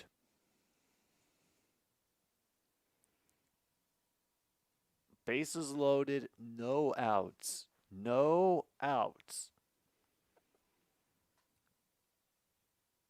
JP France is up to his 89th pitch, and the next one is a ball. If he walks in another run, like, they have to take him out, right?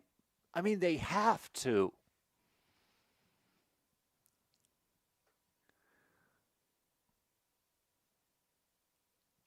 This one will get crocked by Josh Smith. It'll be an infield pop fly, and everybody will hold still for Altuve to finally get an out. A sarcastic cheer goes up from the fans.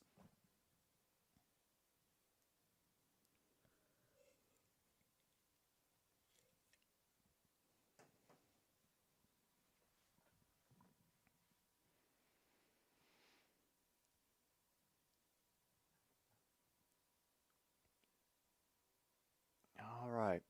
Next batter up, JP France, is low again, and another ball in the dirt.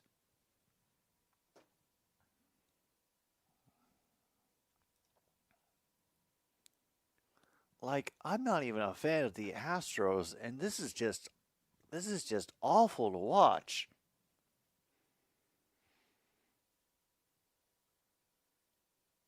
And that one just skies. 91 miles per hour, but just floated.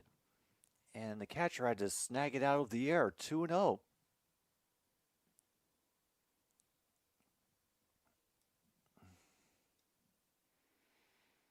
Yeah.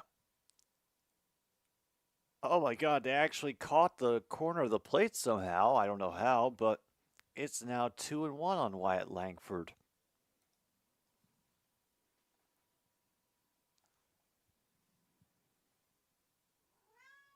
Yeah, no. It's awful. And they've decided he's just going to throw that pitch from now on because it's apparently the only one he can throw that will get called, but they're not going to swing at.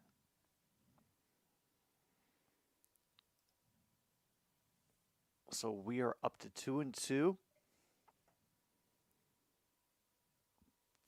And he does it again.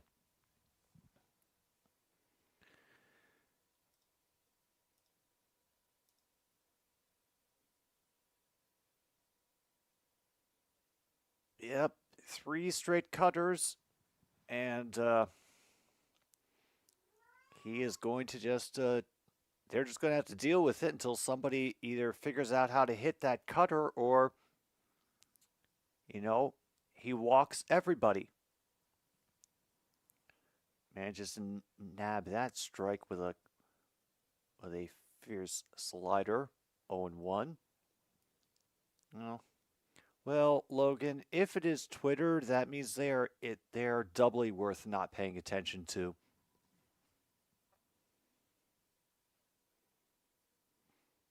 Another big cut, and just as quickly, a great opportunity is looking like a great rescue by JP France. Maybe they'll keep him out for another inning.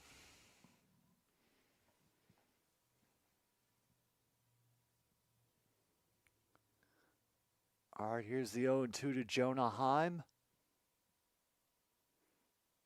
And it's a called third strike. Yeah, this feels like Angel Hernandez calling a game where I don't necessarily agree with most of what's going on, but nobody's allowed to argue, otherwise he'll eat your children. Yeah, well, Angie wants a lot of things. These days, True North, and she is not getting them anytime soon. No, you're not.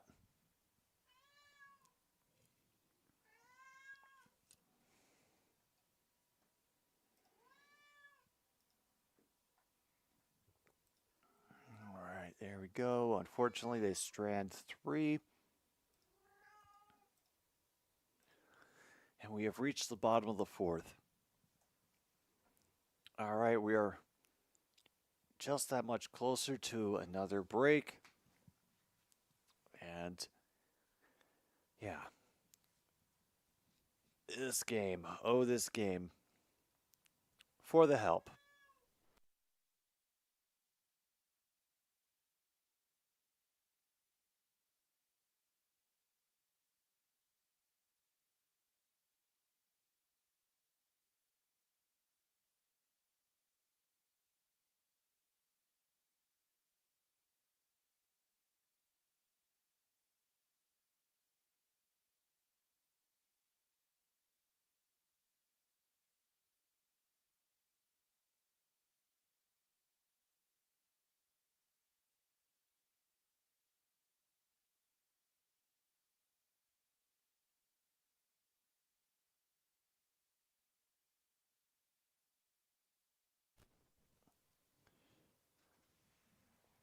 Yeah.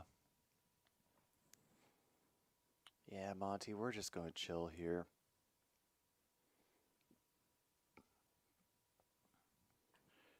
There is not too much going on, and we'll probably be much more fulfilled just hanging out here and pondering the universe.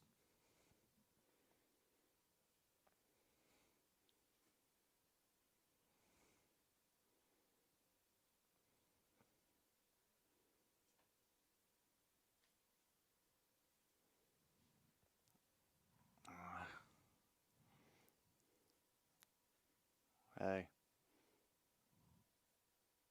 Honestly, Monty doesn't want to be here either. He was much happier curled up on my bed.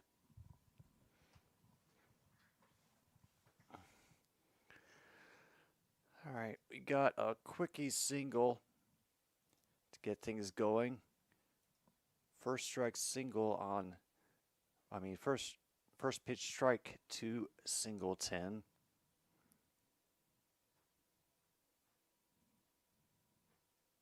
And Singleton will hit it right to Garcia. No chance to reach second on that.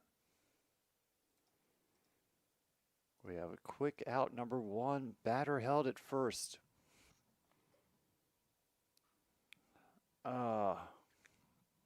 Great. The players keep it going and cannot knock it off. Awesome. Meanwhile, Dunning can't get a strike with that pitch. I guess Angel Hernandez has decided that only France will be able to get a strike with a sweeping cutter like that. Currently 1-0 to Jeremy Pena. A little bit of catcher assistance will make it 1-1.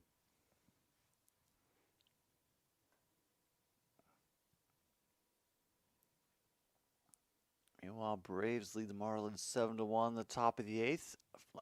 Good to note some games are ending. That pitch a little bit too low for Pena, 2-1 now. Rockies have cracked double digits against the Blue Jays 10-2. And you know what? I wouldn't blame home plate lady for being bored. True North 10-2. It feels like it's just as big a slog as 8-1 is right now. All right, we've made it to 2-2. We have a timeout taken.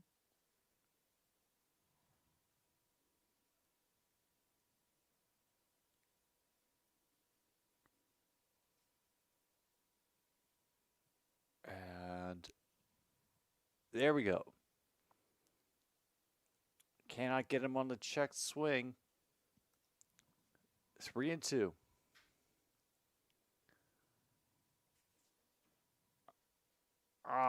So Willie slid into home plate, popped up, stared. That one goes off of the player, and yeah, just, this game has been a slog, Tim. It's only picking up now because of some lucky breaks by the Astros, but other than that, it has been nothing but the Rangers absolutely ringing the bell of their pitcher, J.P. France. And is apparently much the same for Rockies and Jays. Well,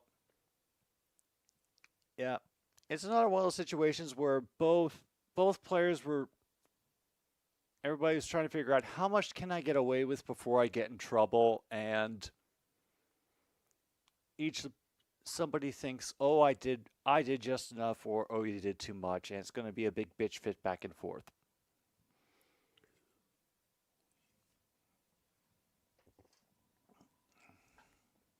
And also, the pitcher for the Astros, J.P. France, has been having some awful control problems. So even the fact that he was able to rescue them from a bases loaded situation in the bottom of the inning, I still would not trust him to finish either the fifth or the sixth. All right, Dunning a little wide on that one. And Mauricio Dubon will have a 1-0 count.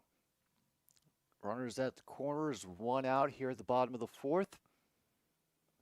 He will crack it to second, and once again, the Rangers can't field it. This is just embarrassing at this point. Like, these were some easy plays that really should have been not a problem.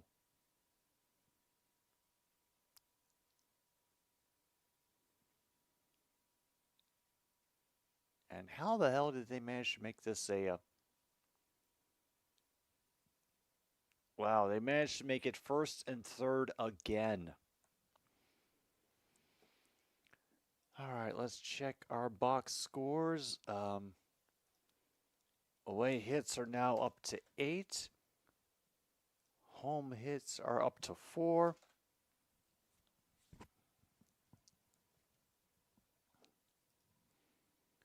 And it's another 1-0 count.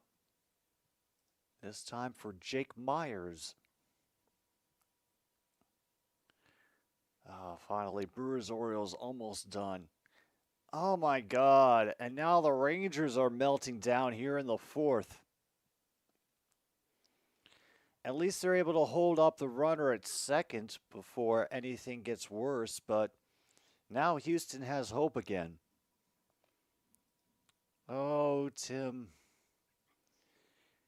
Tim, the last spot in the Eastern Conference is an eternal game of hot potato that nobody wants to play and no one wants to win. And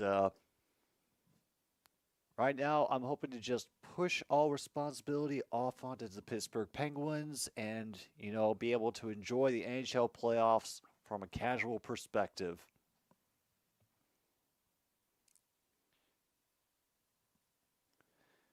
In the meantime, I'm not paying attention to another thing that anyone from any other fan base says about the Boston Bruins or the Hurricanes or the Panthers or the Canucks or any of that. At this point, we are just waiting for the playoffs to begin. That is it. It's what it's all been building to. We have to wait for the madness. There is nothing more that the talking can do.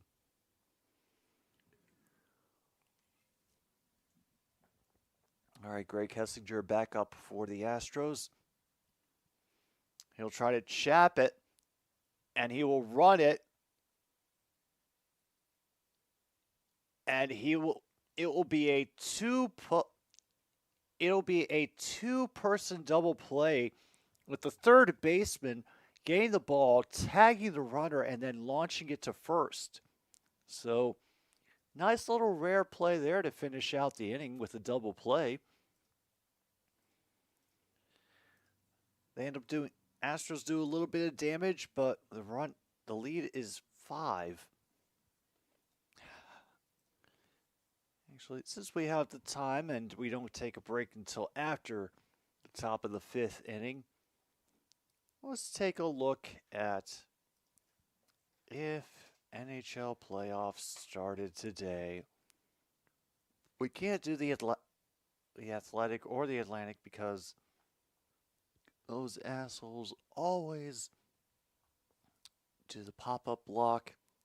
So right now it would be Bruins, Penguins, Panthers, Maple Leafs. Hooray, the comedy is inherent. Hurricanes, Islanders, and Rangers, Lightning. All right, I can get down with that. Over in the Western Conference, Canucks, Golden Knights, Avalanche, Jets. That sounds like fun. Oilers, Kings, and Stars, Preds.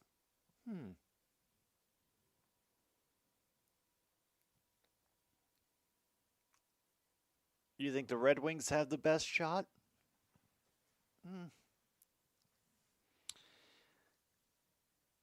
Yeah.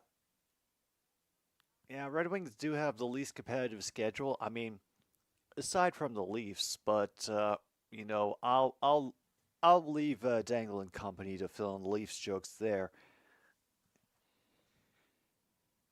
It is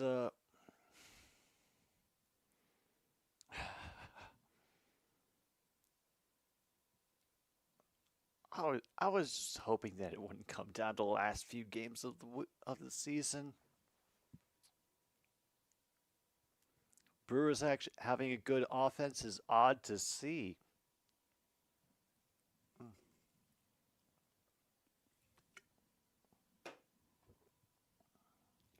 Holy crap, they made a pitching change. Joel Kuhnel is now in. And he starts by following up with where his predecessor left off with a pitch that gets high and away from the plate.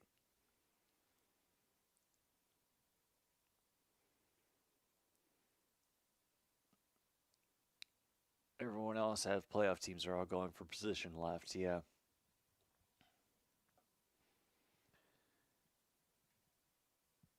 All right, a big swing and a miss. We're at a count of 1-2.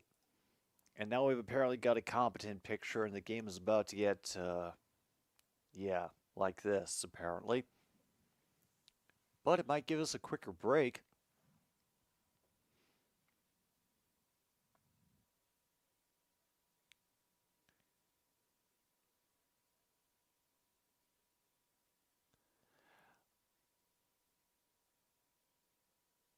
Oh, wow. And now the announcers are bemoaning the fact that the runner did not run over and knock down the fielder who had caught the ball.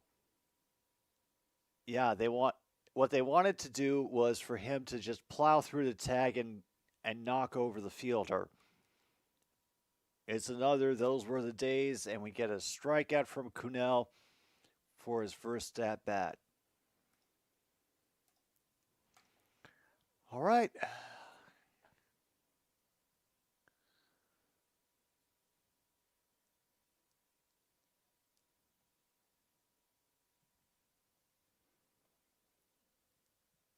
Usually it's the starting pitching defense in the bullpen. Yep. Now it's honestly, I can imagine it was the same way for the Vikings when they ended up shifting from, big power defense to high offense. Bruins, Lightning, and Leafs, Panthers. So the Rangers would need to lose 2 for a swap of the wild card opponents. Good to know. Feels a little bit less likely. All right, we're at a 2-0 count, missing just on the outside, 2-1 now. Oh my God, like, they are also throwing up like ugly overlays every opportunity that they can.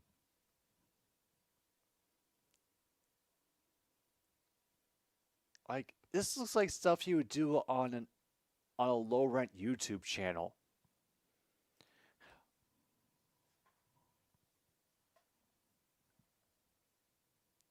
All right, we're at 3-2 now for Leody Taveras.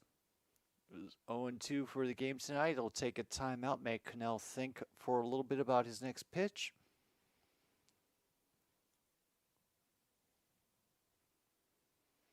Oh my God, they're still going on about why they didn't just run the player over, and he knows that pop fly is going nowhere except right into the glove in center field for out number 2.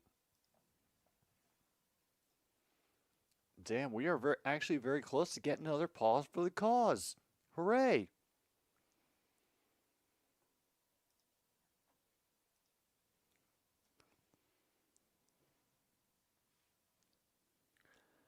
All right, here we go.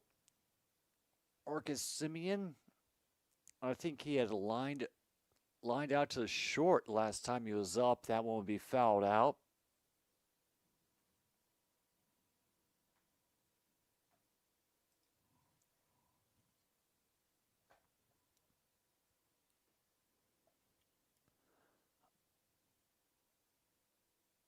All right. Marcus Semien, 1 for 3 tonight. Cannell taking his time. We'll wait until the last second. And that is grounded foul. And already we're at 0-2. All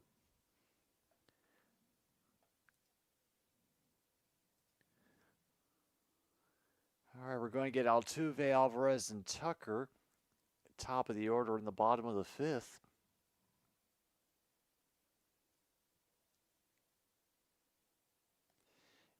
And this will be a little punch shot off the end of the bat, but comes sliding in as Tucker making a big slide in the outfield to get the 3rd out on the fly and take us to the middle of the 5th.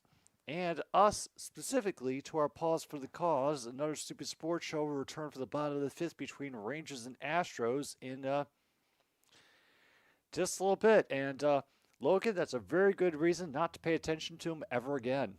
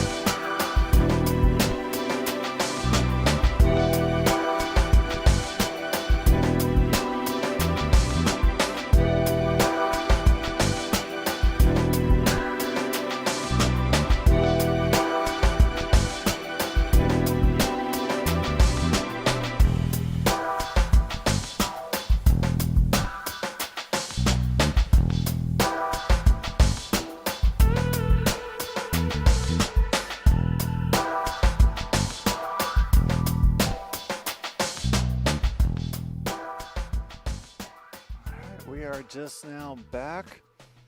It's amazing how much I can barely stretch my legs before all of a sudden Jose Altuve is back up at bat. Dunning is still on the mound. Ends up catching him nearly on the inside with some heat, 2-1. Whew.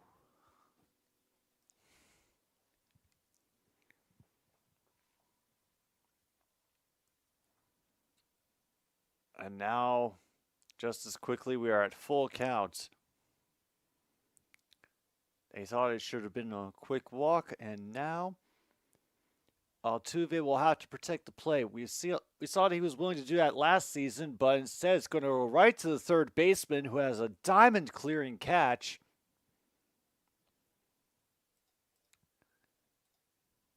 Nice throw to get the first out.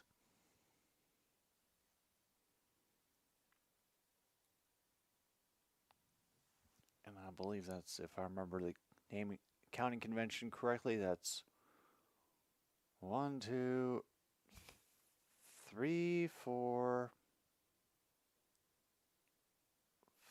5, 6, 7, 8, 9. Okay, so that would have been a 5-3. Meanwhile, Hurricanes have tied the Blues, and this is a must-win for the Blues. Oh. I didn't know it was that serious.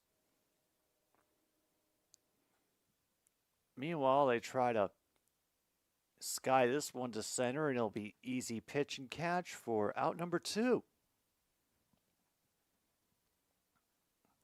Dunning might be able to make it to the 6th inning at this rate. And here's Kyle Tucker. Made that nice play to end the top of the 5th. A sliding catch out in the field. Got a solo homer in the 1st.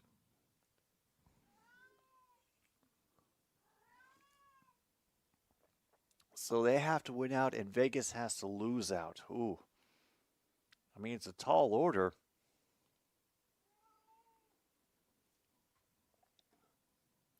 It started with 1-0. Bit low from Dunning there. 1-1. 1-1.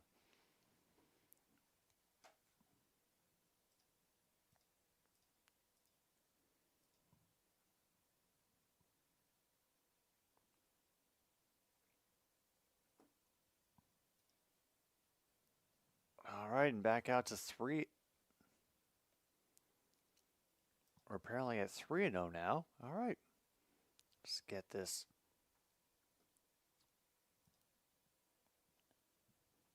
actual hits correct. They've gotten another one, so they're up to 5, and they just got a walk as well. So now easy runner on first.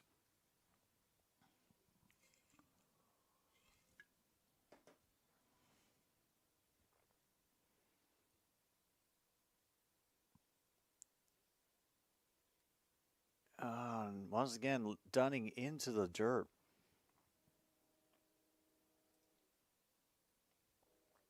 And Yanir Diaz has a single in the 4th, already has an advantage.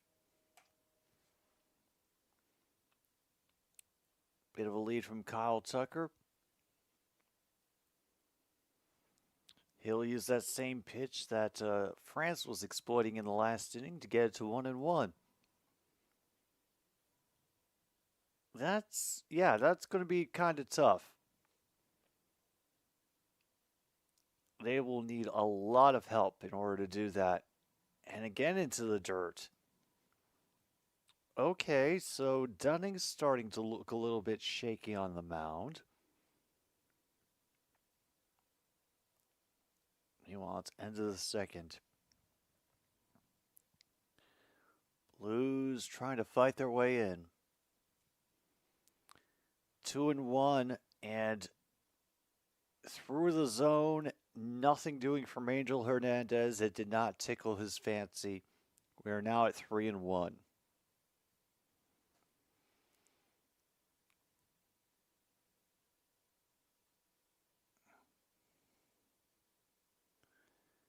And Yarnier will go the opposite way. It's toward Garcia. And with that, it's going to get us to the top of the 6th.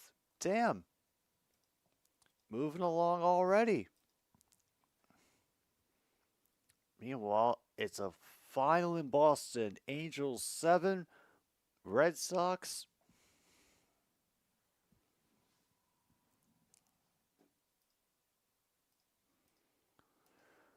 Ooh.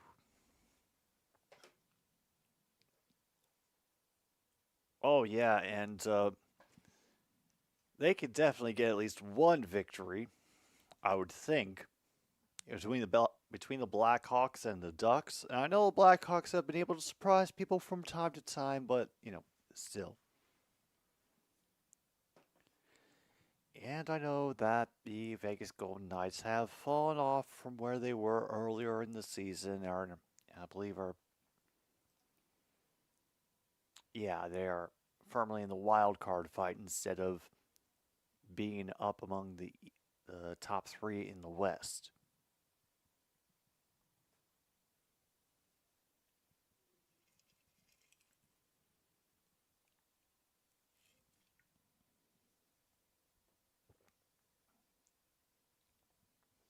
Kraken versus then Dallas. Well, I don't know what to say about the Kraken, but hopefully Dallas can do better against them than they did against the Winnipeg Jets. Woof. Yeah, that's the best we could say about the Orioles at this point. They're still trying. Let's see, what is that final stat? 7 Ks, 3 hits? Yeah, not bad.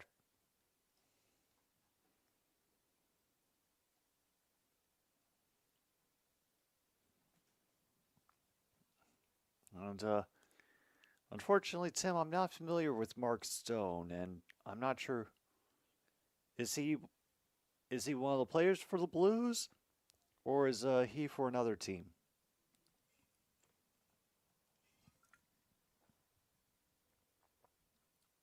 As Kunal is still in to pitch, Argan Seager will make him foul out with the opening throw.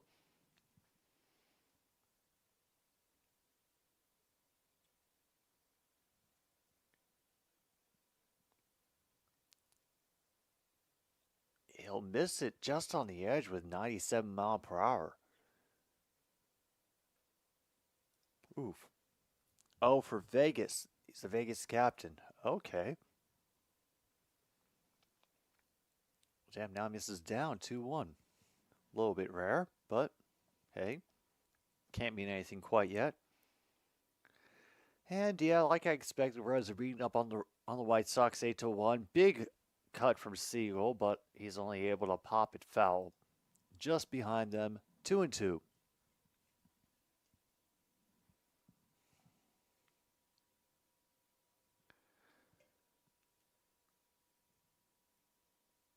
All right, this is Siegel. He will loft it. Center fielder is on the run, and he keeps pace with it for an easy catch in center.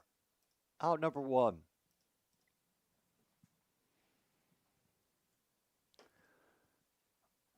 All right. Yeah, we're trying, aren't we? Meanwhile, finals coming in the NBA. Bulls managed to pull it out by 2 over the Wizards. 76ers handle the Magic. Cavaliers are leading the Pacers by 4 under 30 seconds to go. Evan Carter has a 1-0 count against Kunel. And the Celtics officially take care of the Hornets 131-98. No follow through on the check swing for the second pitch. Evan Carter now has a 2-0 count. Timberwolves leading the Hawks by 4 in the third quarter. And Kunel just catch the outside edge that time. First strike. Yeah, meanwhile, the Grizzlies lead the Lakers by 1 at the end of the third. Is this gonna... It's gonna stop dead right at the wall. It hit the wall and didn't bounce out. It just died in the dirt. It's stand-up double.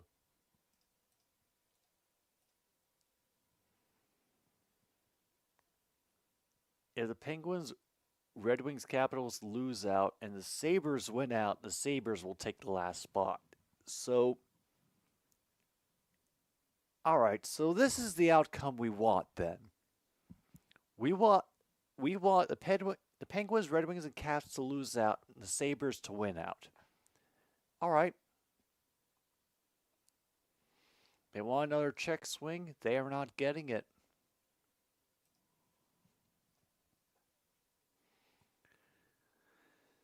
Yeah, them having trouble against the Grizzlies. They did manage to get a basket back, have a 1-point lead at the end of the third quarter, and they managed to get him on a check swing that time, 1-1. Nuggets have a healthy 14-point lead over the Spurs in the fourth quarter. Forgive me. And now one will go through the gap, and a mishandling in outfield will allow a run to score.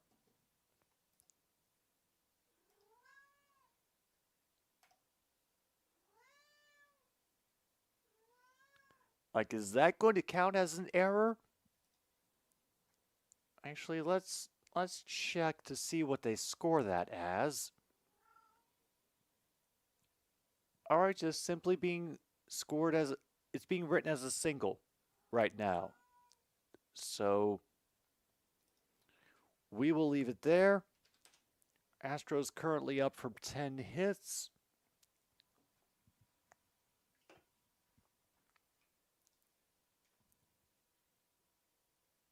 And he does not get him, Garcia. That's his second stolen base of the night.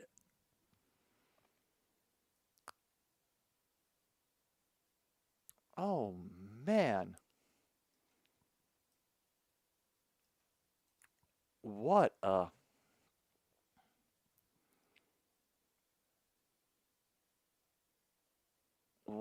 rough game for the Astros.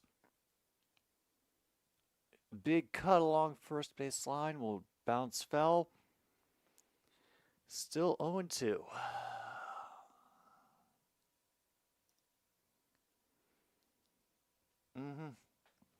Oh, believe me, it's not just your perspective, True North. This game is dragging right now. And Cunell will miss low on that one, or once again, a rare miss low for him. Angie is down here, but she is in my personal doghouse right now with some bad behavior over the past week, so she's not coming up. Another one that misses away, not having to chase it like the level he was doing with France, but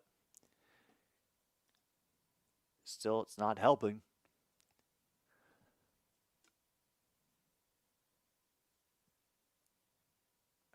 Josh Smith's not getting all that contact either. Sabres have to play the Panthers tomorrow. That's not going to help them get into the playoffs. And officially, Brewers have beaten the Orioles 11-1. At least this game was closer.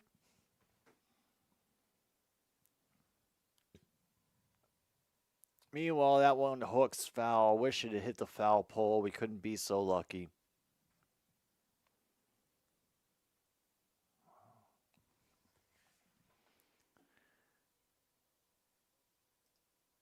All right.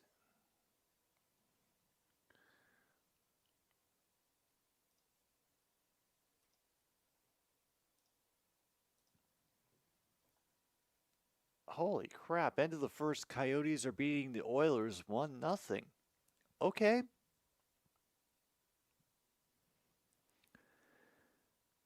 And Cunell once again floats outside, 3-2.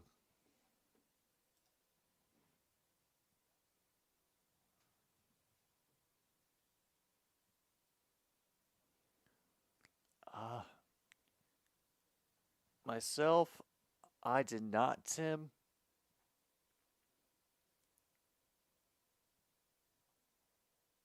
But, oh yeah, 9-3.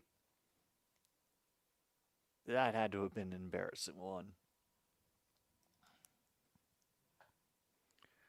All right, 3-2, full count against Josh Smith. And that one got lifted right to the edge. Players give chase, but they cannot dive into the crowd for it.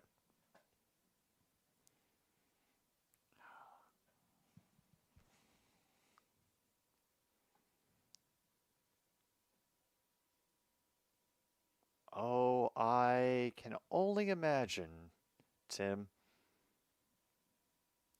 Hi, Luke.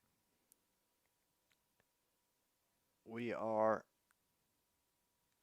somehow still in this game. It's still going. We had to change. Way back further in the beginning of the stream is my 2024 draft predictions. Meanwhile, another base hit for the Rangers. Garcia will hold up at third. And once again, but this time for the Rangers, runners at the corners.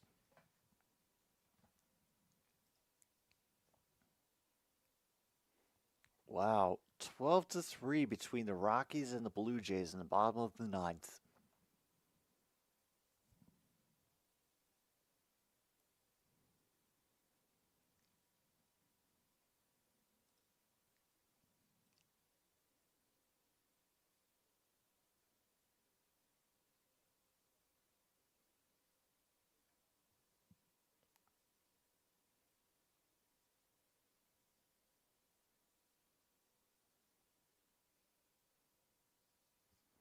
All right, keep talking through and complaining about the stolen bases. I know, everything was better back in your day.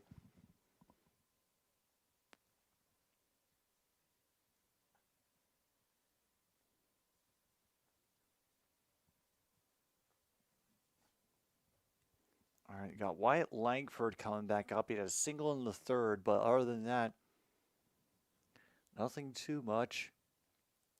Cornell looking a little bit shaky, and now we'll have a little bit of a...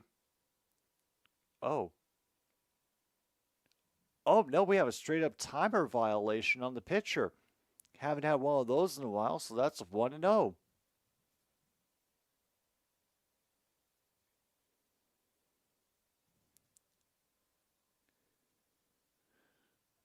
All right, here it is, and he gets on a big cut up the middle, 1-1.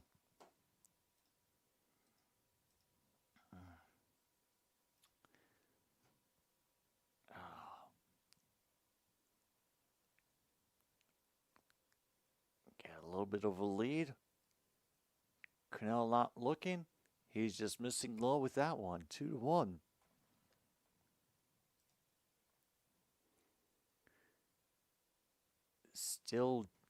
Still one out.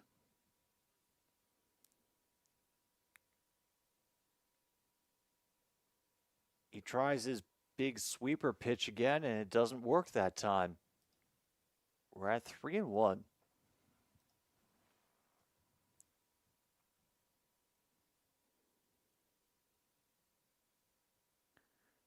First and third, Garcia trying to score again. He's had a busy night for the Rangers. Can he get a little more action? Before this, he gets a hit pitch.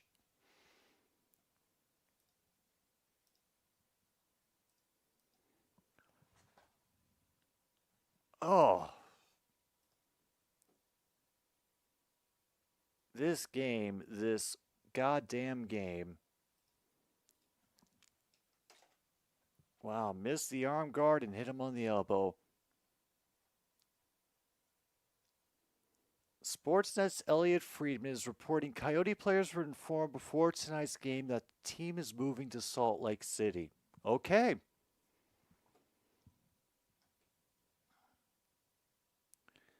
Got a called strike on the first one to Jonah Himes, 1 for 3 tonight with the home run in the third inning.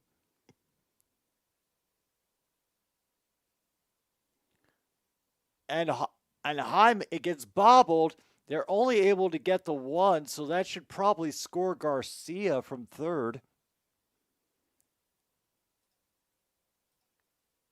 So now we have After a fielder's choice, we have 2 outs, but another run batted in for the Rangers. It's 10-3.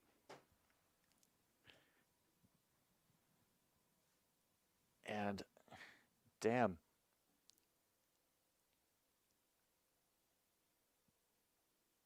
It is another single and another run. Or at least another RBI.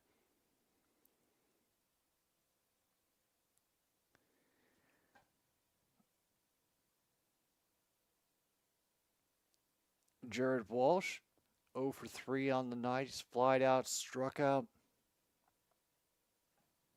Currently, he's got a 2-0 count off a now very visibly sweaty Cunell. Up to 45 pitches in the game. They tried to jam him up at the top. Did they get him? No, they did not. 3-0. Couldn't get the check swing, couldn't hit the strike zone. I mean, they can walk him. It would make for an easy end to the inning, but why would you want to put yourself through more pitches? Especially when you can throw a nice one down the middle and get a called strike.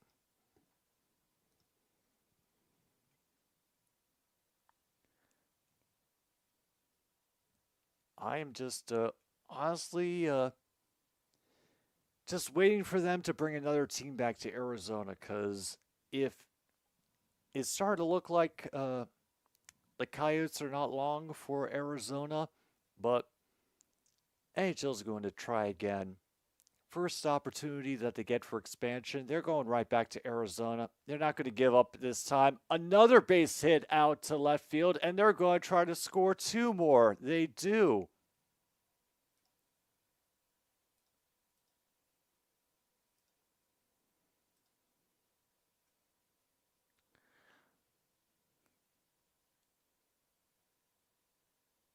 Oh boy. 12-3, and even the announcer thinks that the pitcher is currently running on fumes. Brandon Bielak is in the bullpen warming up right now, right-hander for the Astros.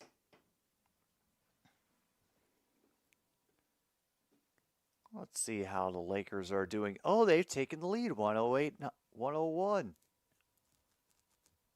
Anthony Davis got 32 points, 12 rebounds on the night. Double-double. Tavares will quickly get an 0-2 count with a called strike and a foul out down the third baseline.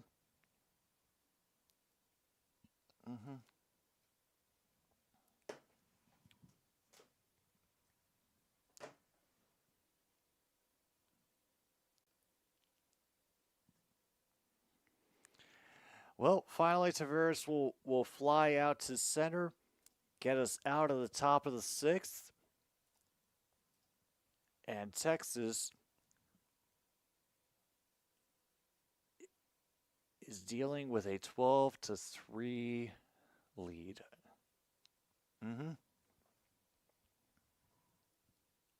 Oh, yeah, this is one of my prized possessions. I think actually the Quebec Nordiques were one of the first NHL. Seeing them play against the Capitals was one of the first NHL games that I ever went to. I mean, granted, it was probably because the Quebec Nordiques weren't very hot, so it was a cheap ticket. But you know,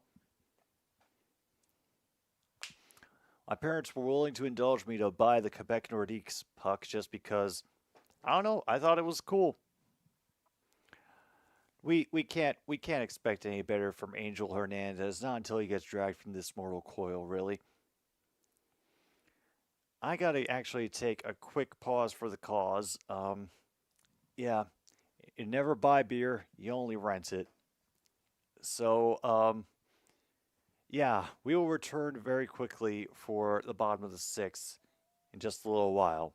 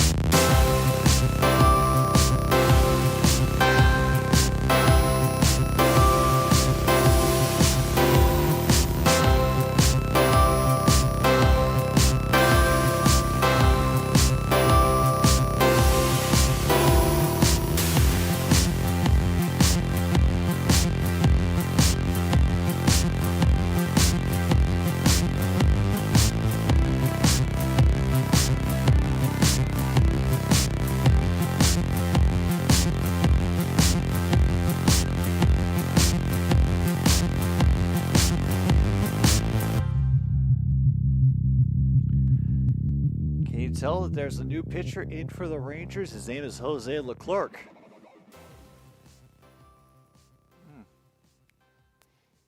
Yeah. Now, here's MK asking the important questions. Just like any foreign language teacher will tell you, the thing that gets the students most interested is the cursing.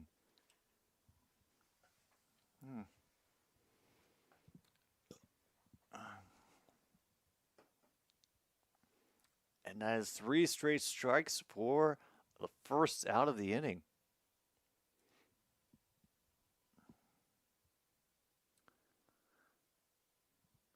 Okay, that was not a setup that I expected to happen. What the hell?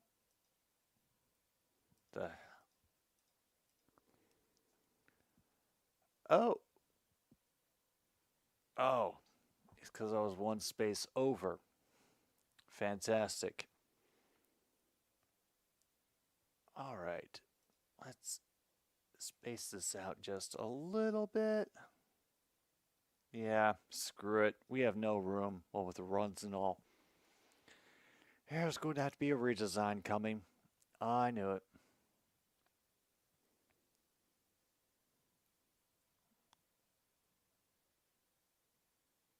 All right, now a hard hit bounces up over the third baseman who was ready for it, but that is a base hit for the Astros. Forgive me.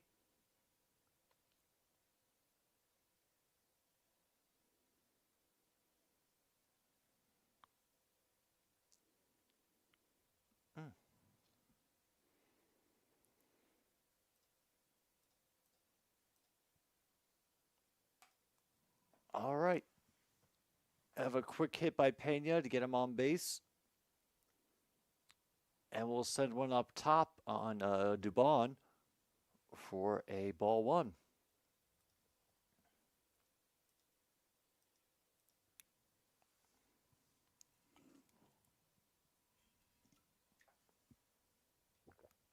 Leclerc will throw some extra heat or just give the appearance of it to gain a 1-1.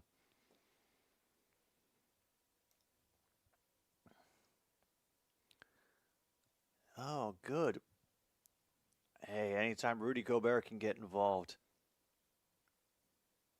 All right, easy 2-1 as that one floats high.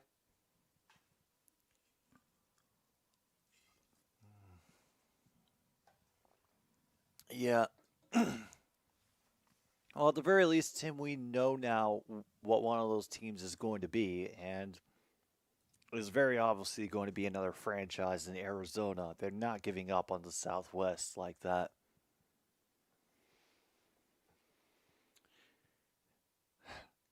They're just desperate for someone to take that money off the books.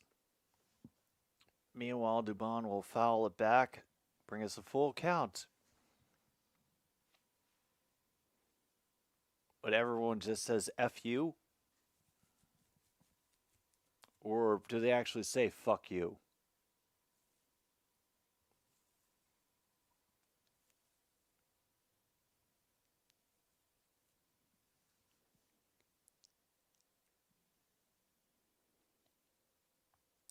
Houston was involved? Damn. Man, they are really trying to spread it throughout the South, aren't they?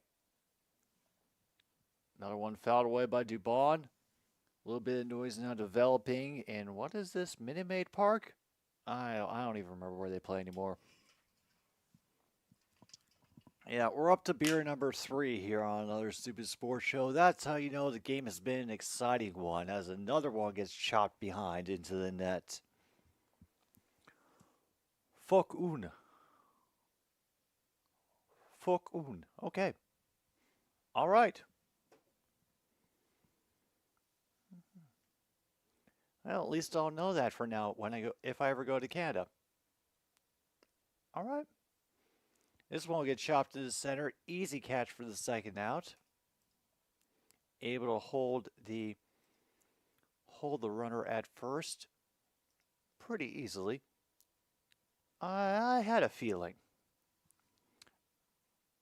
That made the most sense. I'm not very familiar with French as a language, and how to get all the specific, pronouns and like that there, but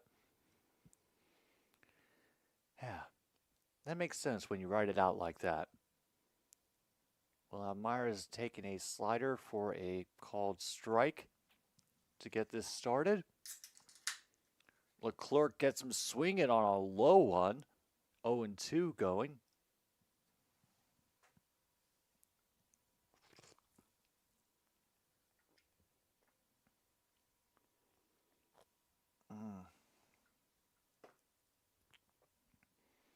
Travel plans for January 26th. I'm not sure what's going on in January 26th.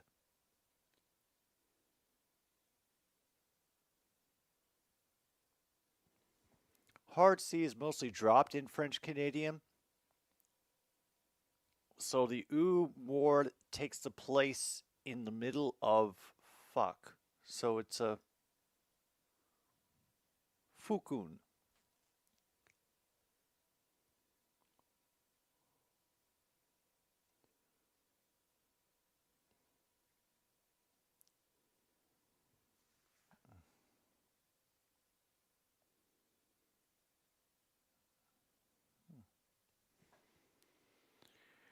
All right, made it up to 2-2 now. End up leaning into that naturally for a 3-2.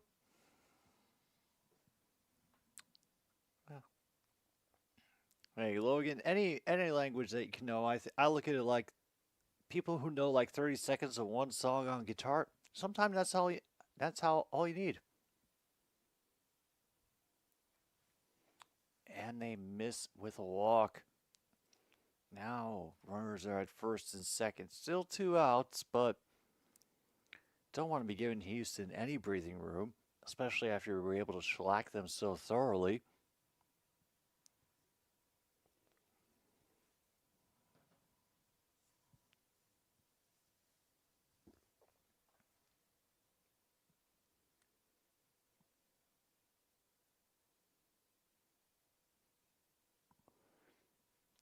Gets a big miss from Kessinger on that one. 96 sweeping across the plate, 0-1.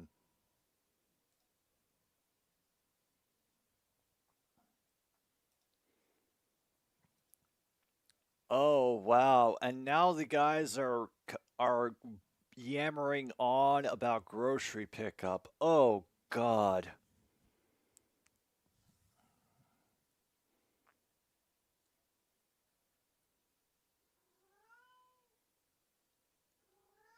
Oh my goodness, this commentary team is the very definition of old man yells at cloud. Oh my goodness.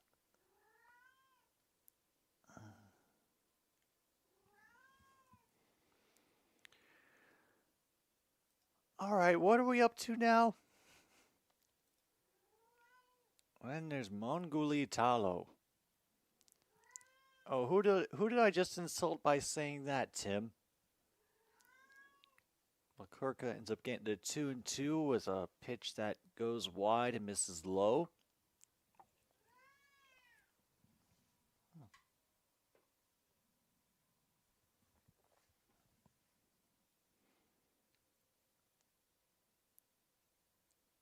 A little bit of patience and a big swing to end the inning. I'll strand another 2. And we have finally made it to the top of the 7th. Rangers still leading 12-3. Damn. Oh, that's just fuck you in Gaelic. Okay.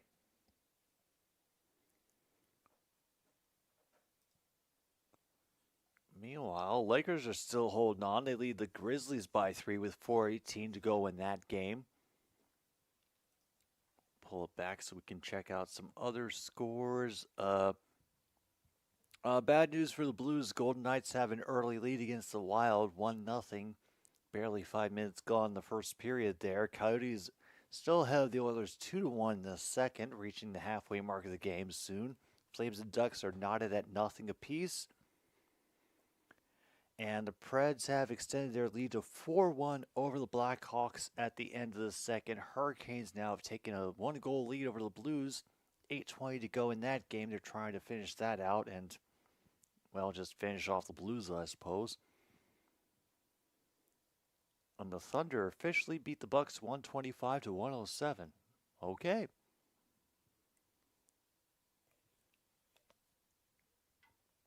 Meanwhile, we have official finals for Giants Rays 2-1. Tampa Bay wins. Pirates over Phillies 5-2. Rockies beat the Blue Jays 12-4. Angels blank the Red Sox 7-0.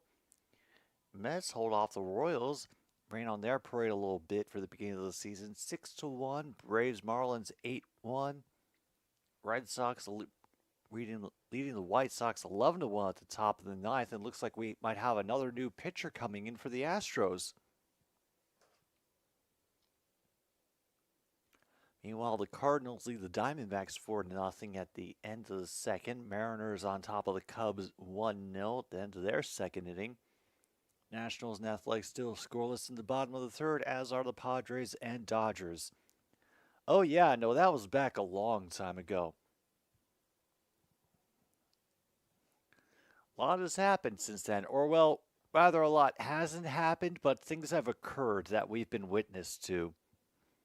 So,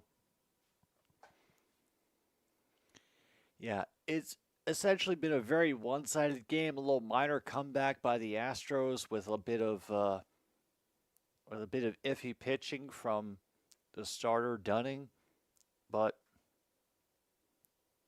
this is the third pitcher for the game for the Astros in this game, Brandon Bielak, and oh my God, he will actually reach the wall. The big wall they have on that side. It's 1 out for the Rangers. Oh my God, they're even calling it X. That's how you know this commentary team is they are without hope. They are forsaken. They're actually referring to that stupid website as X. I'm sure they have been ordered to because they don't want the Twitter brand to be overshadowing anymore, but yeah. Oh, wow. That's how you know not to pay attention to this commentary team, because they actually refer to it as X. Meanwhile, the Spurs end up beating the Nuggets 121-120. Damn. Last minute victory. Corey Seager currently got a 1-1 count working against Brandon Bielak. Follow-up pictures, a big cut on a ball on the outside edge of the plate, 1-2.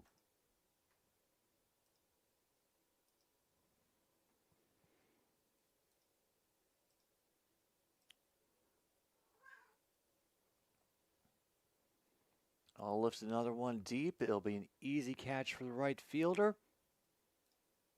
We're already at 2 outs. We might make it, folks. We just might make it.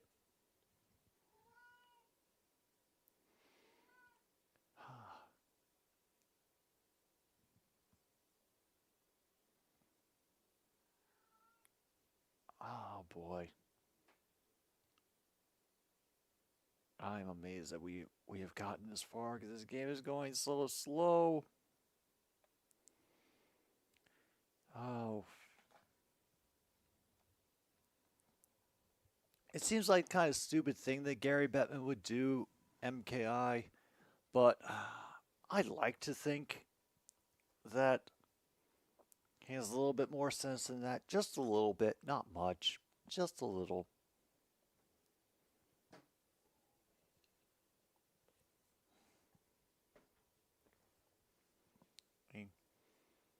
I'm trying to think. It's been a while since Kansas City has had a professional hockey team. They may have had one like back in the 70s or 60s for one of those, startup competitive leagues, that were trying to compete at one time. Meanwhile, we'll get the third out in this inning, finally go to the 7th inning stretch.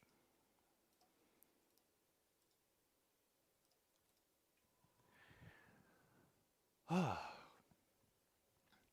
yeah, I'd be disappointed as hell if Kansas City got a team before Quebec. It would definitely it would definitely influence which jersey I might want to pick up next, because it definitely wouldn't be Kansas City hockey. I'd still want New Orleans. All right, we're going to take another pause for the cause, just because you know we've had to sit through a lot, and I think this game owes us at this point. And meanwhile, Angie is bitching about food, so I think I better take care of her. We will get back in a little bit for presumably the rest of the game, assuming we can stand up for that long. Another stupid sports show will return.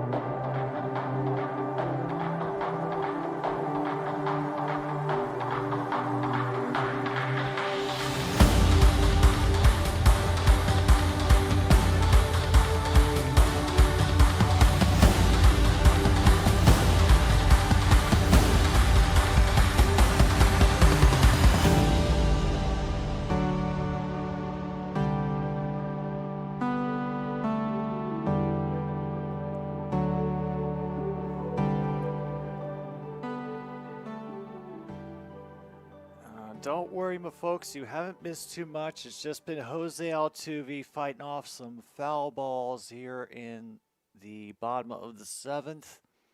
Got more people warming up in the bullpen as we speak, and a huge strikeout from Jose to get the first out of this part of the inning.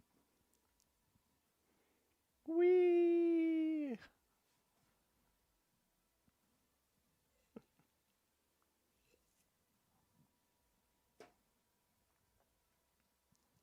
And meanwhile, Dylan Peterson gets a 2-year entry-level contract with the Blues.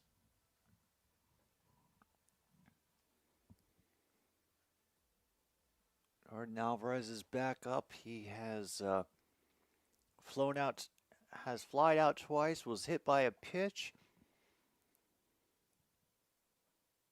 and now will refuse to swing at a very, very inside pitch that this new pitcher Burke has thrown up for him. We are at, officially 2-0. My mistake.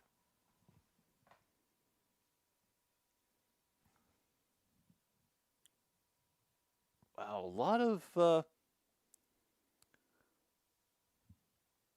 lot of missed targets on the inside by pitchers today. Yeah, nearly got Alvarez on the elbow. He had to dance back to avoid that one. Can they catch him? And he hits him on the 3-0. Oh, man. That is the second time that Burke has been hit by a pitch. It's been different pitchers, to be fair, but there's just been like a lack of control by pitchers on both sides of the aisle. I'm not willing to attribute this to a, whatever they decide to call this rivalry, Battle of Texas, whatever, blah blah blah blah blah. But there's been some ugly pitching on both sides, and I'm really hoping it's not intentional, because I would be very disappointed.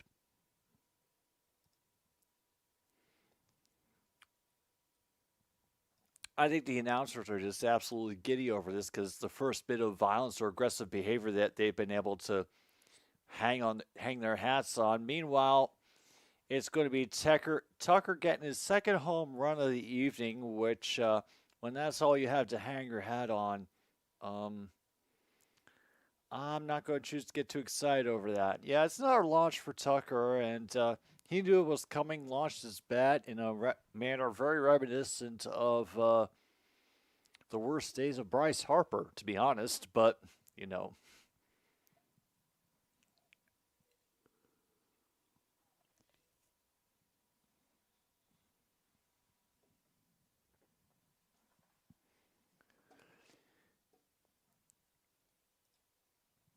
All right, Yonder Diaz back up to bat. 1 for 3 tonight. Burke has to settle down after giving up a home run, and he's not going to get that catcher assistance no matter how long he waits. 1-0. Lakers trying to hold on for the last 15 seconds, holding a 3-point lead.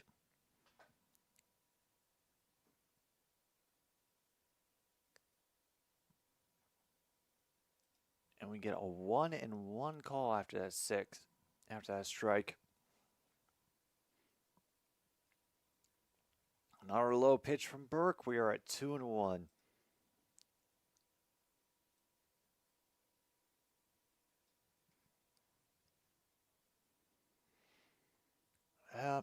I think that is beyond my pay grade, True North.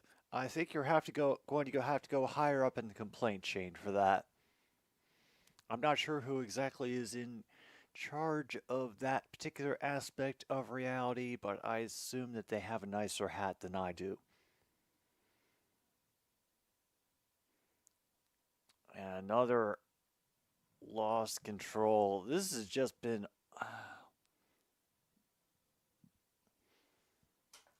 This is just rough to watch at this point.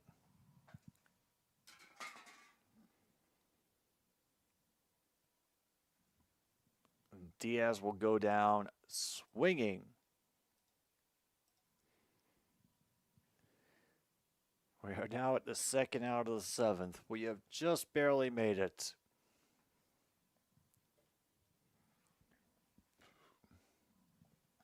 You think it's bad now, folks? Wait until the hockey playoffs start. Remember, they have overtime. Full period overtime. And y'all remember what happened last year with the Panthers and the Hurricanes. That makes this feel like a cakewalk. Meanwhile, we'll have a 1-0 pitch that goes into center field. He's going to try for second on this one, and he will get it. It might have had to do with more the distance that ball had gone rather than any particular speed or base running.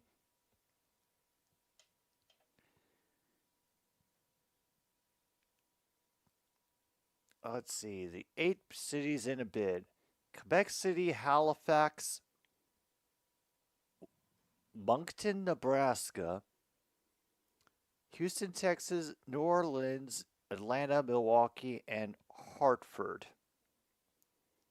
who recently withdrew their bid, so 7 for 4 spots, and we're not getting the Whalers back. Crap.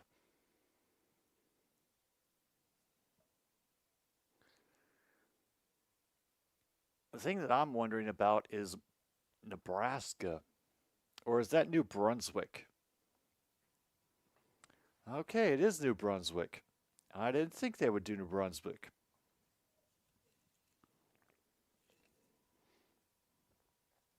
All right, Jeremy Pena somehow up again. Lakers officially win 103-100. Or by my score, 123-120.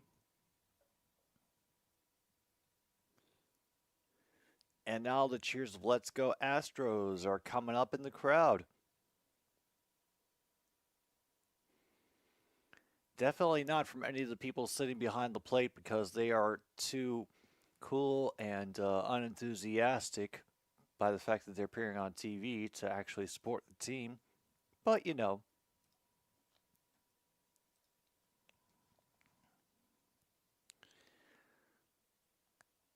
Meanwhile, that one will bounce off the glove.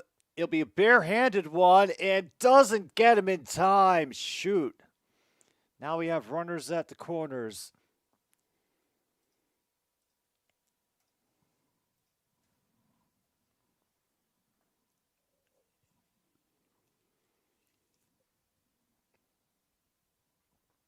All the effort in, rushing in barehanded. Logan, the announcers have been drunk/bored at this game for a good long time. Like we were able to check that off like in the third inning when they were bitching about base running and being able to knock people over. Holy crap, we got an actual pitching change coming in. And we get another break. I knew I should have waited longer. They trapped me. And, oh, crap. That means we're going to have to go to the bottom of the ninth because we're playing in Houston.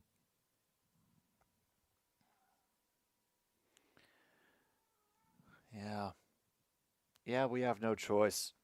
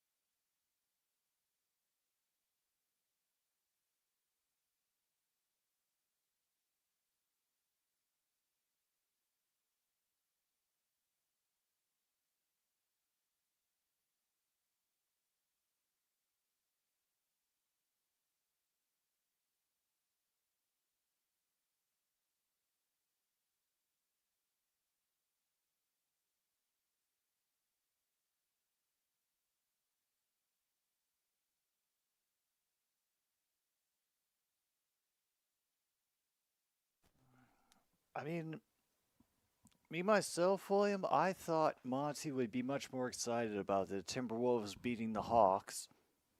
But, oh, we'll have to just wait for everything to come down to the end of the regular season.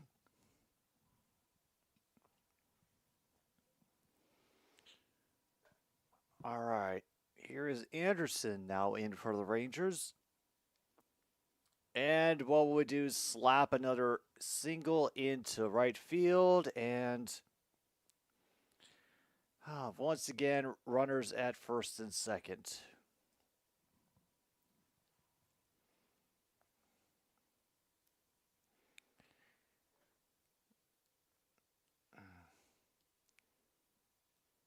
Yeah, no, they'll need a 500 minimum deposit before you can get that sort of thing in. Money talks and bullshit walks, True North.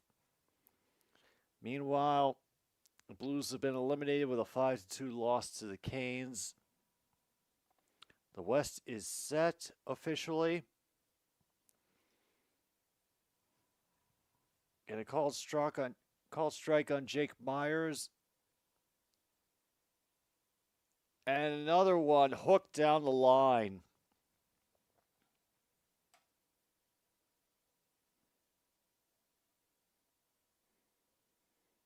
And Dubon will just run through the signal. And I called it right. They scored 2. They are only down by 4 now.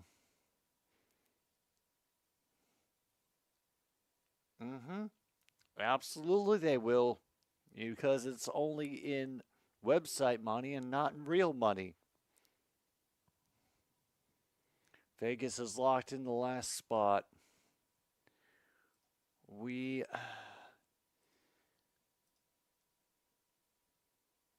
are done, folks. We are done. Why are we still in the 7th inning?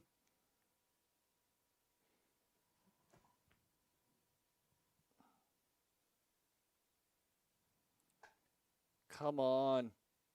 Now the people behind home plate are actually standing up because they believe that they can win now, so it's more appropriate for them to actually cheer.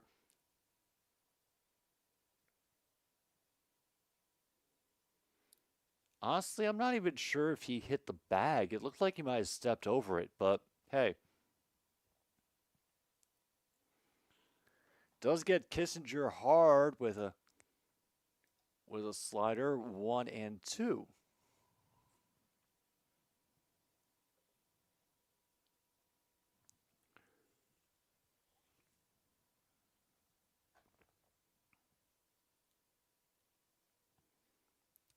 Tries to whip him underneath, nothing doing. Be held at 2 and 2. Oh my God, we're already up to the 9th batter of this inning. Please, let it end. We have been here for too long.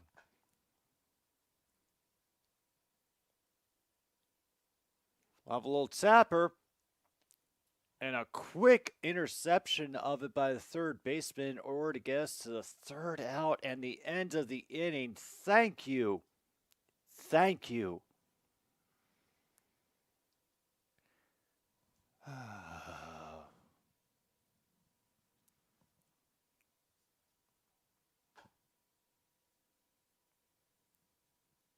Come on.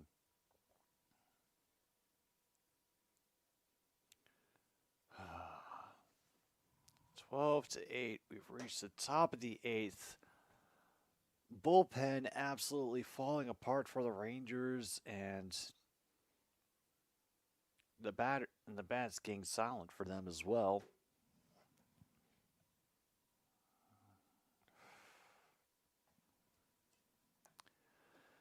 All right, back to the scores we go. Padres lead the Dodgers 3-2, so that's happening. Brandon Ayuk may be looking for a trade according to ESPN.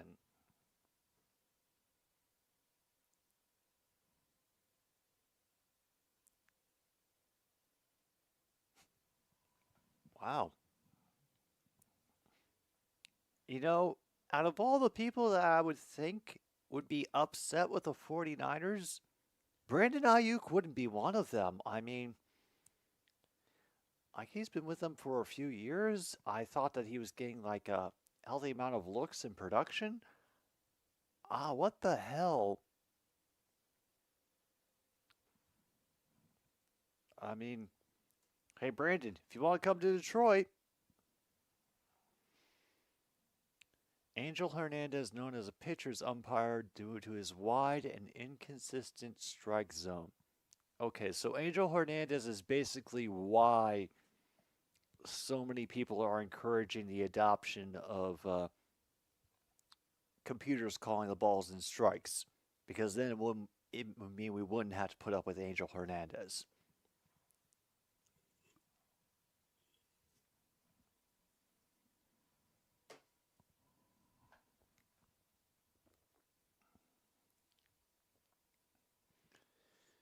All right. Houston looking for the check swing once again. They do not get it. Presley is the new pitcher for the Astros here in the top of the eighth.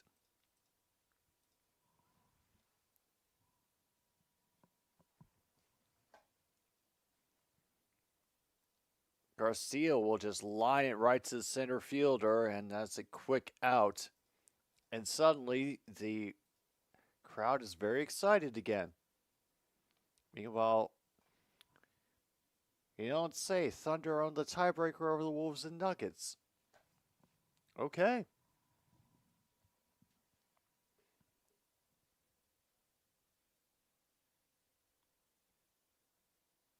Who we got now? Mr. Presley. Little catcher assistance does not do anything there. 1-0. Over under 5 minutes for some fan to hack the automatic strike ball system. Once again, Jake will go to center, get the second out.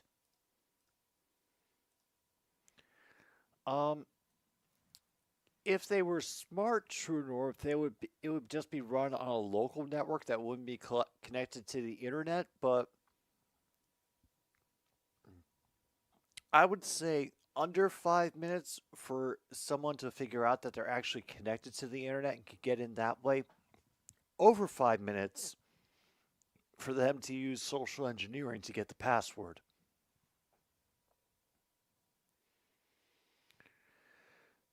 All right, we'll get a 1-0 count for Wyatt Langford. Again, a healthy amount of noise now coming from the crowd.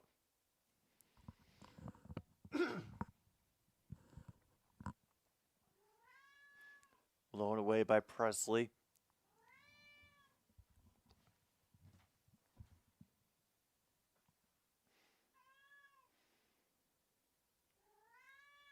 Here comes the 2-0. Opposite direction. Up goes back. 2 balls, 2 strikes.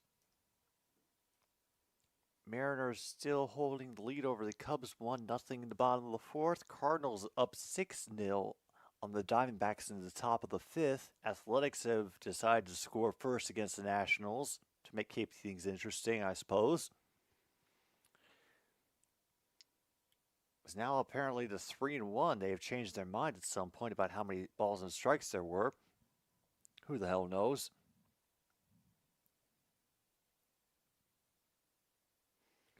And he will just watch as the walk drops.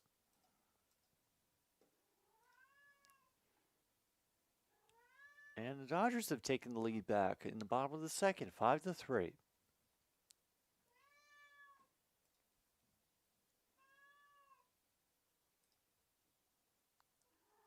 And also, the Flames have, acted like a real team and taken a 2-0 lead on the Ducks in the end of the first. Jonah Heim up for the Rangers. He's got an 0-1 count now after a low breaking ball. Got a called strike.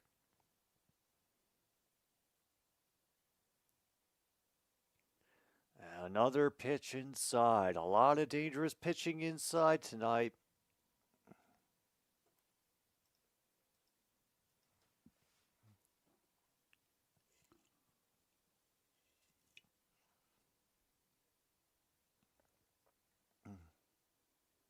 Nearly throw it away in an attempt to pick off the runner.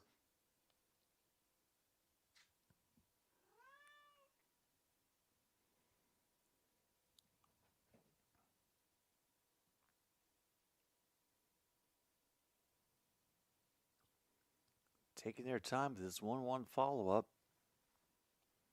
Meanwhile, it's official. White Sox lose 11-1 to the Cincinnati Reds.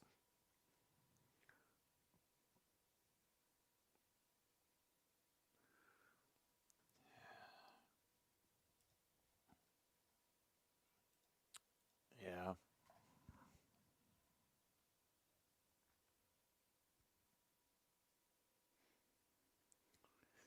Here's the 2-1. Big curve fouled off by Heim.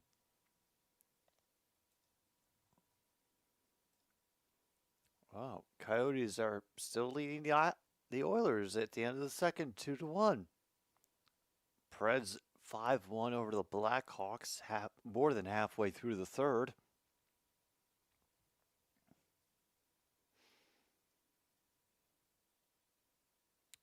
This will be another one fouled off down the first base line.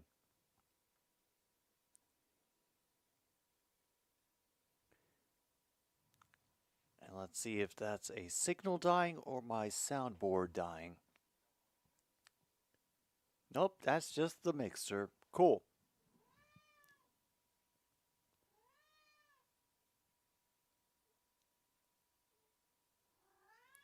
Ends up missing low. We have reached full count.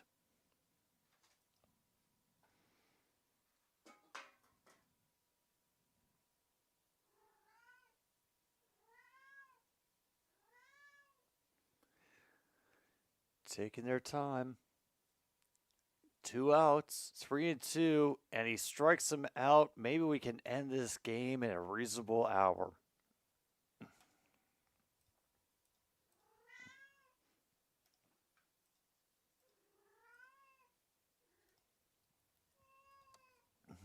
All right, we got 3 more of these half innings to go. We're going to have to go to the bottom of the ninth no matter what. And you're not helping.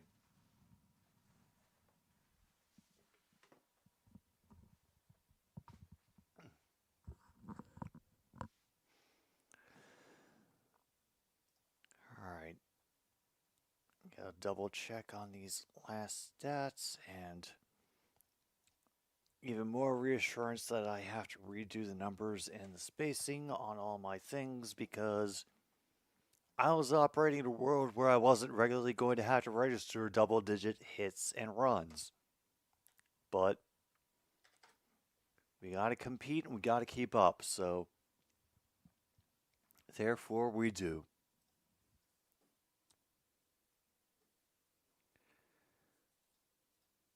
All right, NBA, do you have anything to surprise me with? Pistons get a win over the Mavericks by 18 points, so okay. Rockets have a 10-point lead over the Trailblazers near the end of the first half. Warriors have the lead over the Pelicans by 2. Clippers beating up on the Jazz, and the Suns handling the Kings, lead by 5 in the first quarter. Okay.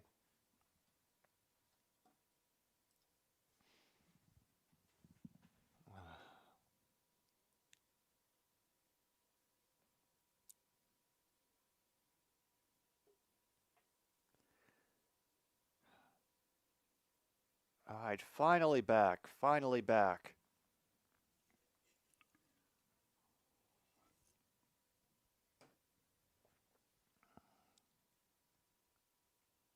And once again, the announcers speak of the endless blind faith that you must have while supporting your team. And if you don't, you're going to hell.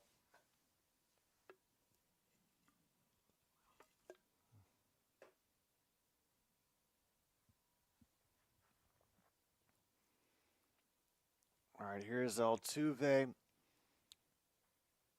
And another new pitcher for the Rangers, David Robertson, now coming in.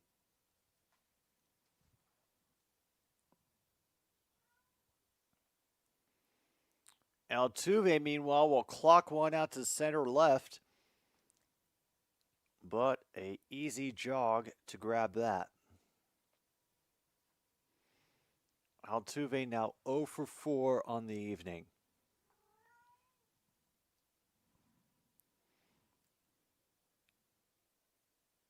All right, Alvarez is now back up. Hasn't had a hit, but he has been hit a couple of times.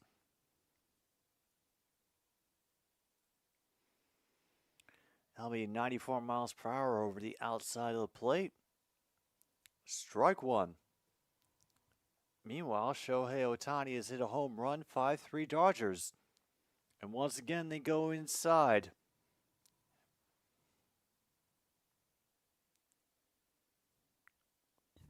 Oh boy, here is that Kyle Turner guy coming up again. He'll reach out far. Nothing good there. 2-1 for Yordan Alvarez.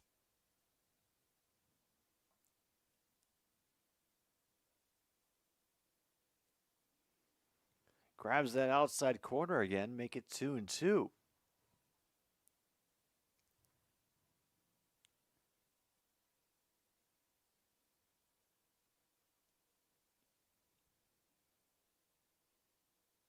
All right, 2-2 now coming. Tries to tease the outside corner again. Doesn't fall for it. 3-2. Full count. Yeah, no Gloria this year, but we'll just play it on our own because it's still a bitchin' song. Alvarez will foul out the opposite way.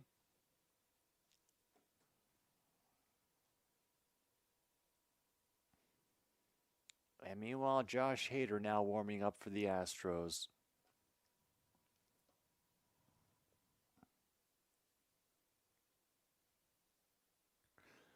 Robertson will jam up Alvarez. He'll send it straight back. Full count remains. Okay. Back to the scores. 3-0 now for the Golden Knights at the end of the first period.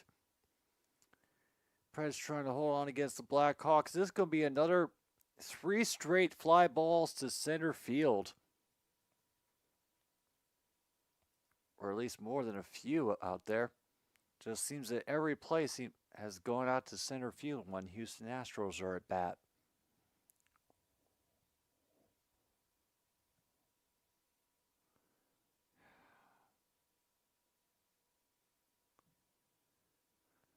All right, come on. Let's not dilly-dally anymore. Some of us got to go to bed.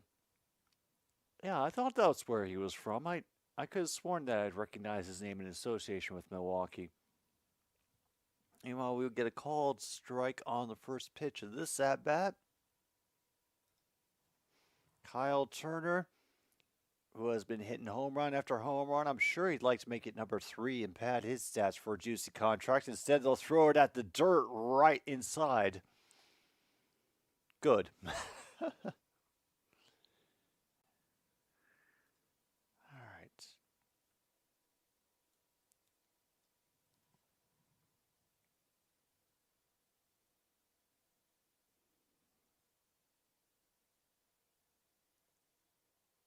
And a great job by an absolute rob of that rip into the right field side.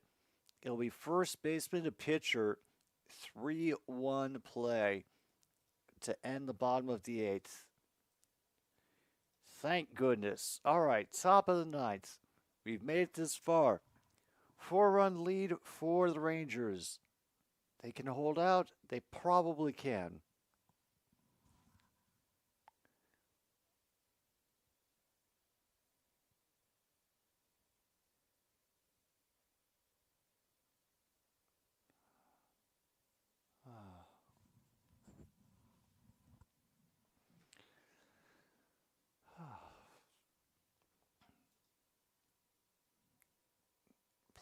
Please, end soon. End soon. I'd like to go to sleep.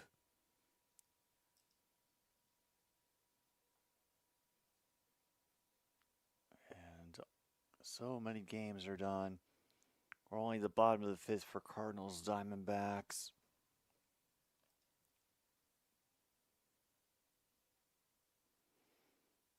And no additional goals in the NHL. Waiting for a couple. Oh, the Pelicans have taken the lead over the Warriors, 53-42. Okay.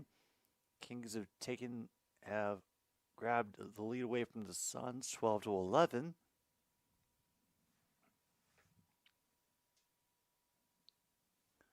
And yeah, if The game is so bad that you have to crack open a Budweiser for additional entertainment. I don't know what to tell you, folks. Screw City is enough for me.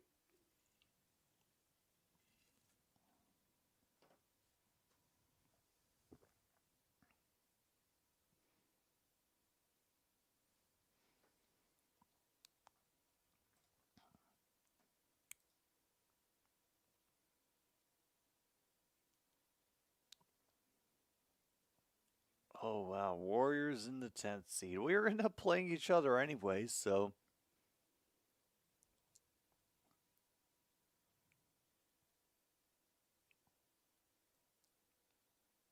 And yeah, Josh Hader has to pitch relief tonight because they need arms.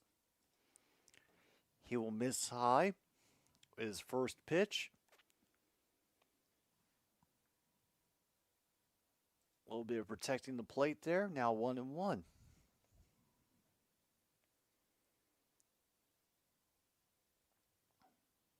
You don't want to play them at home. You don't want them to play at home. Gotcha. 95-mile-per-hour fastball. They do a big cut. 1-2 count. Jared Walsh trying to get more than that 2-run single he had in the 6th inning. What will Mr. Hader have to say about it? Quite a lot. They call him on the checked swing, and we are 1 out closer, mercifully, to the end of this game.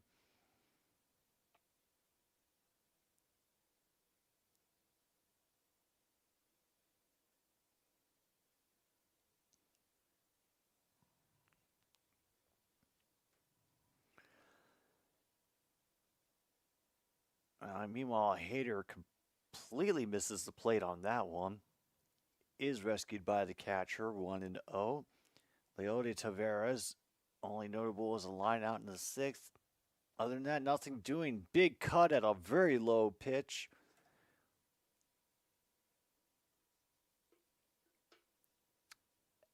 Anyone but the Lakers.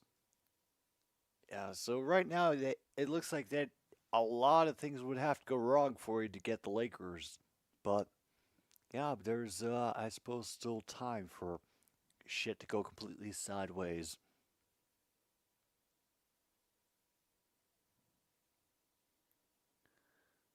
Hader using all of his time is more than happy to let Taveras foul that one back. Up 2-2. Come on. You can do it. Don't delay.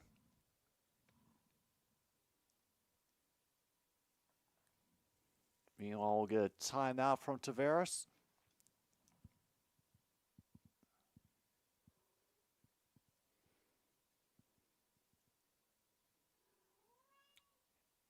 Now Hader delivers, and this one will be right to Altuve, who manages to grab it and deliver right before contact.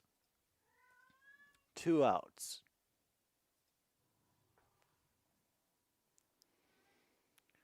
All right. Only 4 to go, and then we can be done.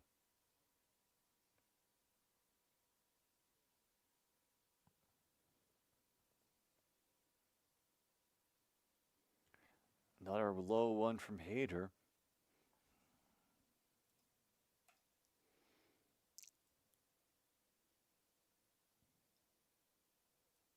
Oh my goodness. Sounds like some awful locker room speech going on in the announcer's booth right now. Just exactly the kind of thing that I didn't want to bother with tonight. You're not helping either, Angie. I won't get fouled right into a fan down the right field line, left field line. Forgive me. We're now at 2-1 for Marcus Semien.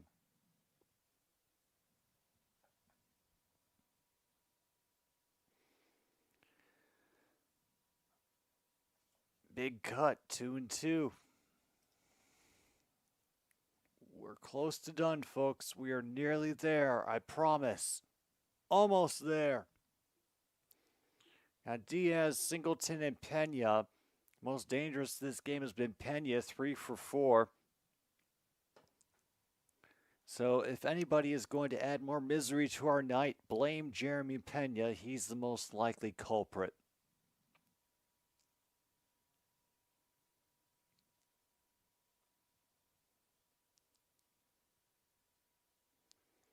This will be another chopper, immediately fouled back and out.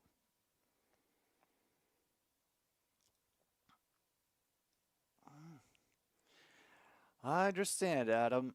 I think it's been a while since the Wolves have won themselves a series. And finally, top of the ninth ends with a strikeout. We could be done with this bloody game soon. So soon. So soon.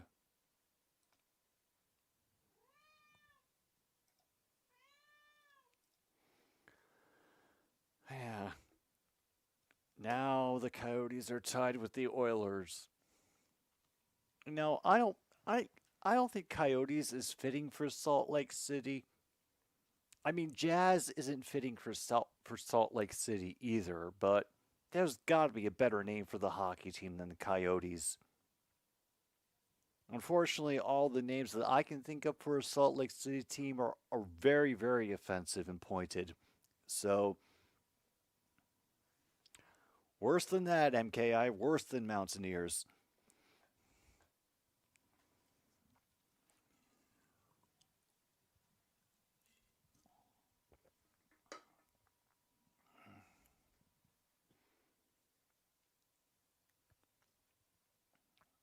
What's known as a ghost fastball. Well, hopefully that's the last time that they will have to deal with it tonight, because I don't know if they're going to be willing to keep him in for a 10th inning with all the injuries they've got in their bullpen.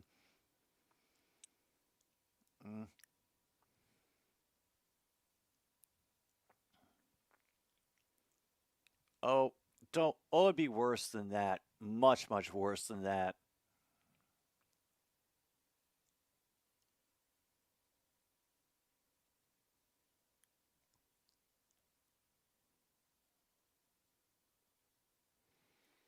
All right. Oh, you think I'd be complimentary and call them by their actual name? Ah, that's very kind of you, MKI.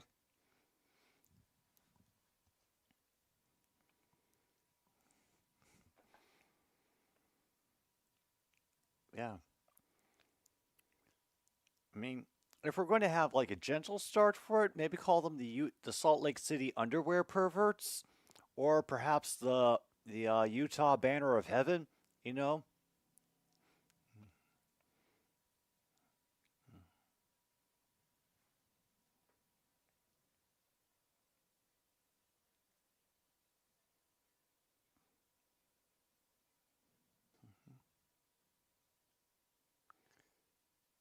you know, anything that would drill home the violent history that the Mormon Church had in trying to keep federal interference out of its province in the West.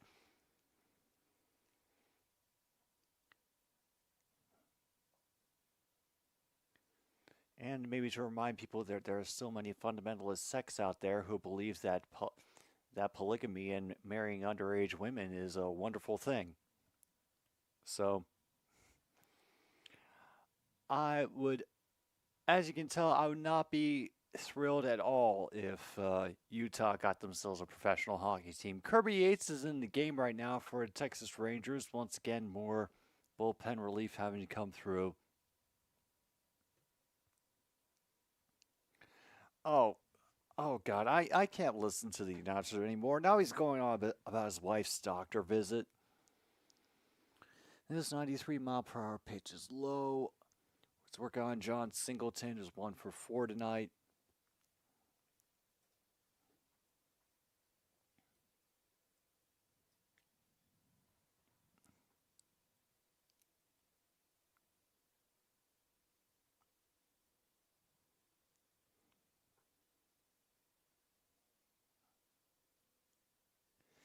Yeah, I mean, And not just, for all the easy Mormon jokes, but I end up thinking back to the thing that ended up dooming the Latter-day Saints and forced them to abandon polygamy, which was the people from the Mormon church dressing up as Indians, slaughtering a party of settlers, and then blaming it on the indigenous people.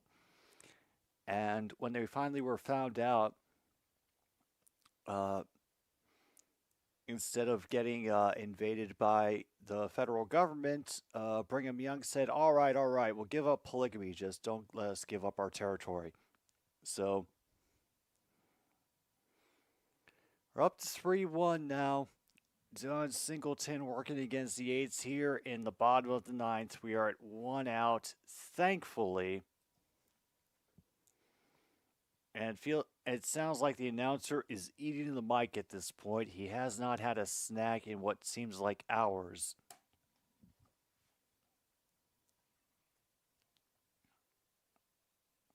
You did.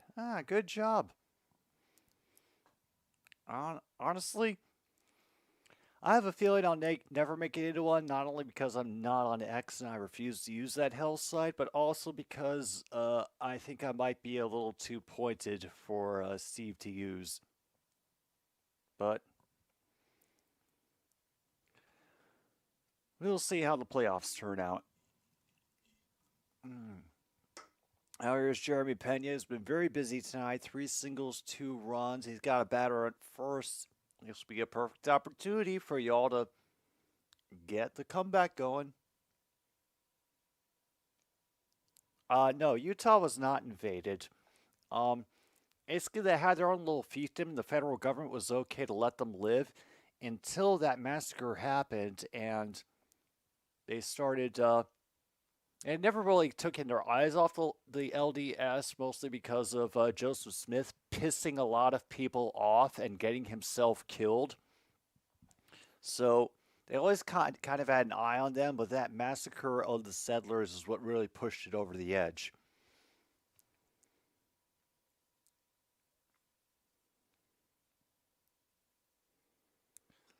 Meanwhile, they get a catcher's assistance of their own, and the crowd is not happy about that.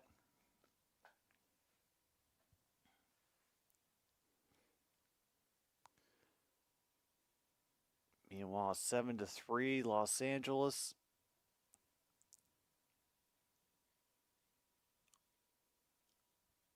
Yeah, if I ever end up in a Steve Dangle video from the Capitals winning a cup, you will know, Luke, that something has gone terribly wrong in the order of things, and we might as well find religion. Not like a currently established religion, but we'll have to probably create a new religion to figure out, to explain what the hell has been going on. Meanwhile, big ass strikeout for the second out of the inning. Jeremy Pena is gone.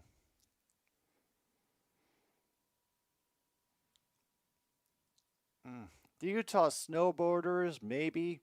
Utah Yetis. I've never really heard of Yeti being spotted in Utah. I thought it was mostly more like a further boonies and Appalachian sort of thing. Dubon will crack that one behind plate for an early 0-1.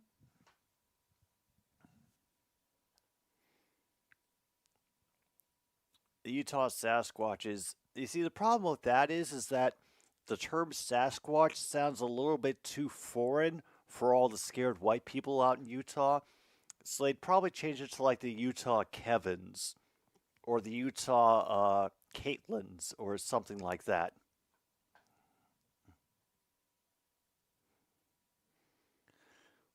Up to 1-1 now.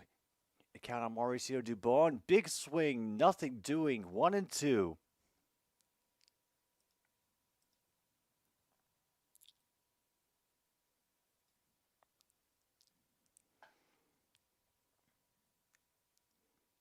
Yeah.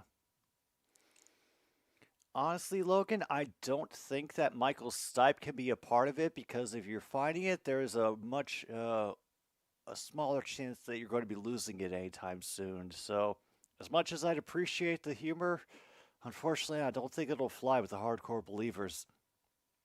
Mm. Yeah, yeah. We have to keep it at the undergarments. The Utah lingeries, that's far too sexy and titillating for Salt Lake City. Mm. Um, I mean, maybe the Super Soakers, if they want to hedge their bets against Seattle getting a basketball team anytime soon. So perhaps, but they could also run into like some trademark trouble. Yeah. Yeah. Going for the irony on that one, Adam. Gotcha. The Utah Desert Dogs. Uh, Honestly, I doubt that half the people in Utah have ever had to really experience the desert. The Utah Monotones. Hmm. I don't know. I kind of like in that vein the Utah Beige.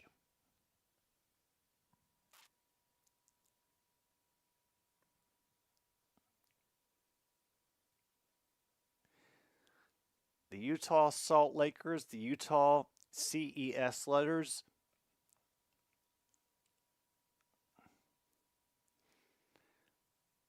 Dubon will just lob this to Garcia to end the game. Folks, it is over. It is over.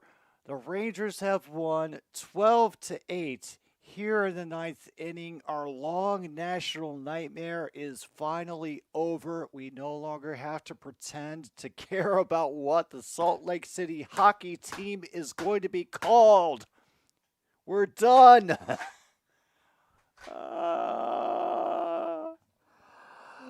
Oh, we did it. All right, everybody.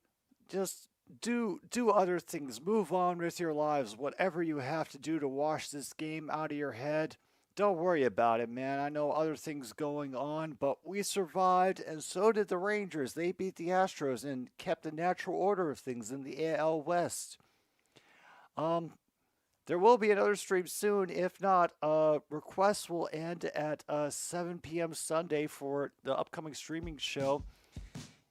Meanwhile, thank you for hanging out, all of you that did. I'm Jim B here on 1069 Click FM. Take care of yourself. This is another stupid streaming show. Good night, Milwaukee, wherever you are.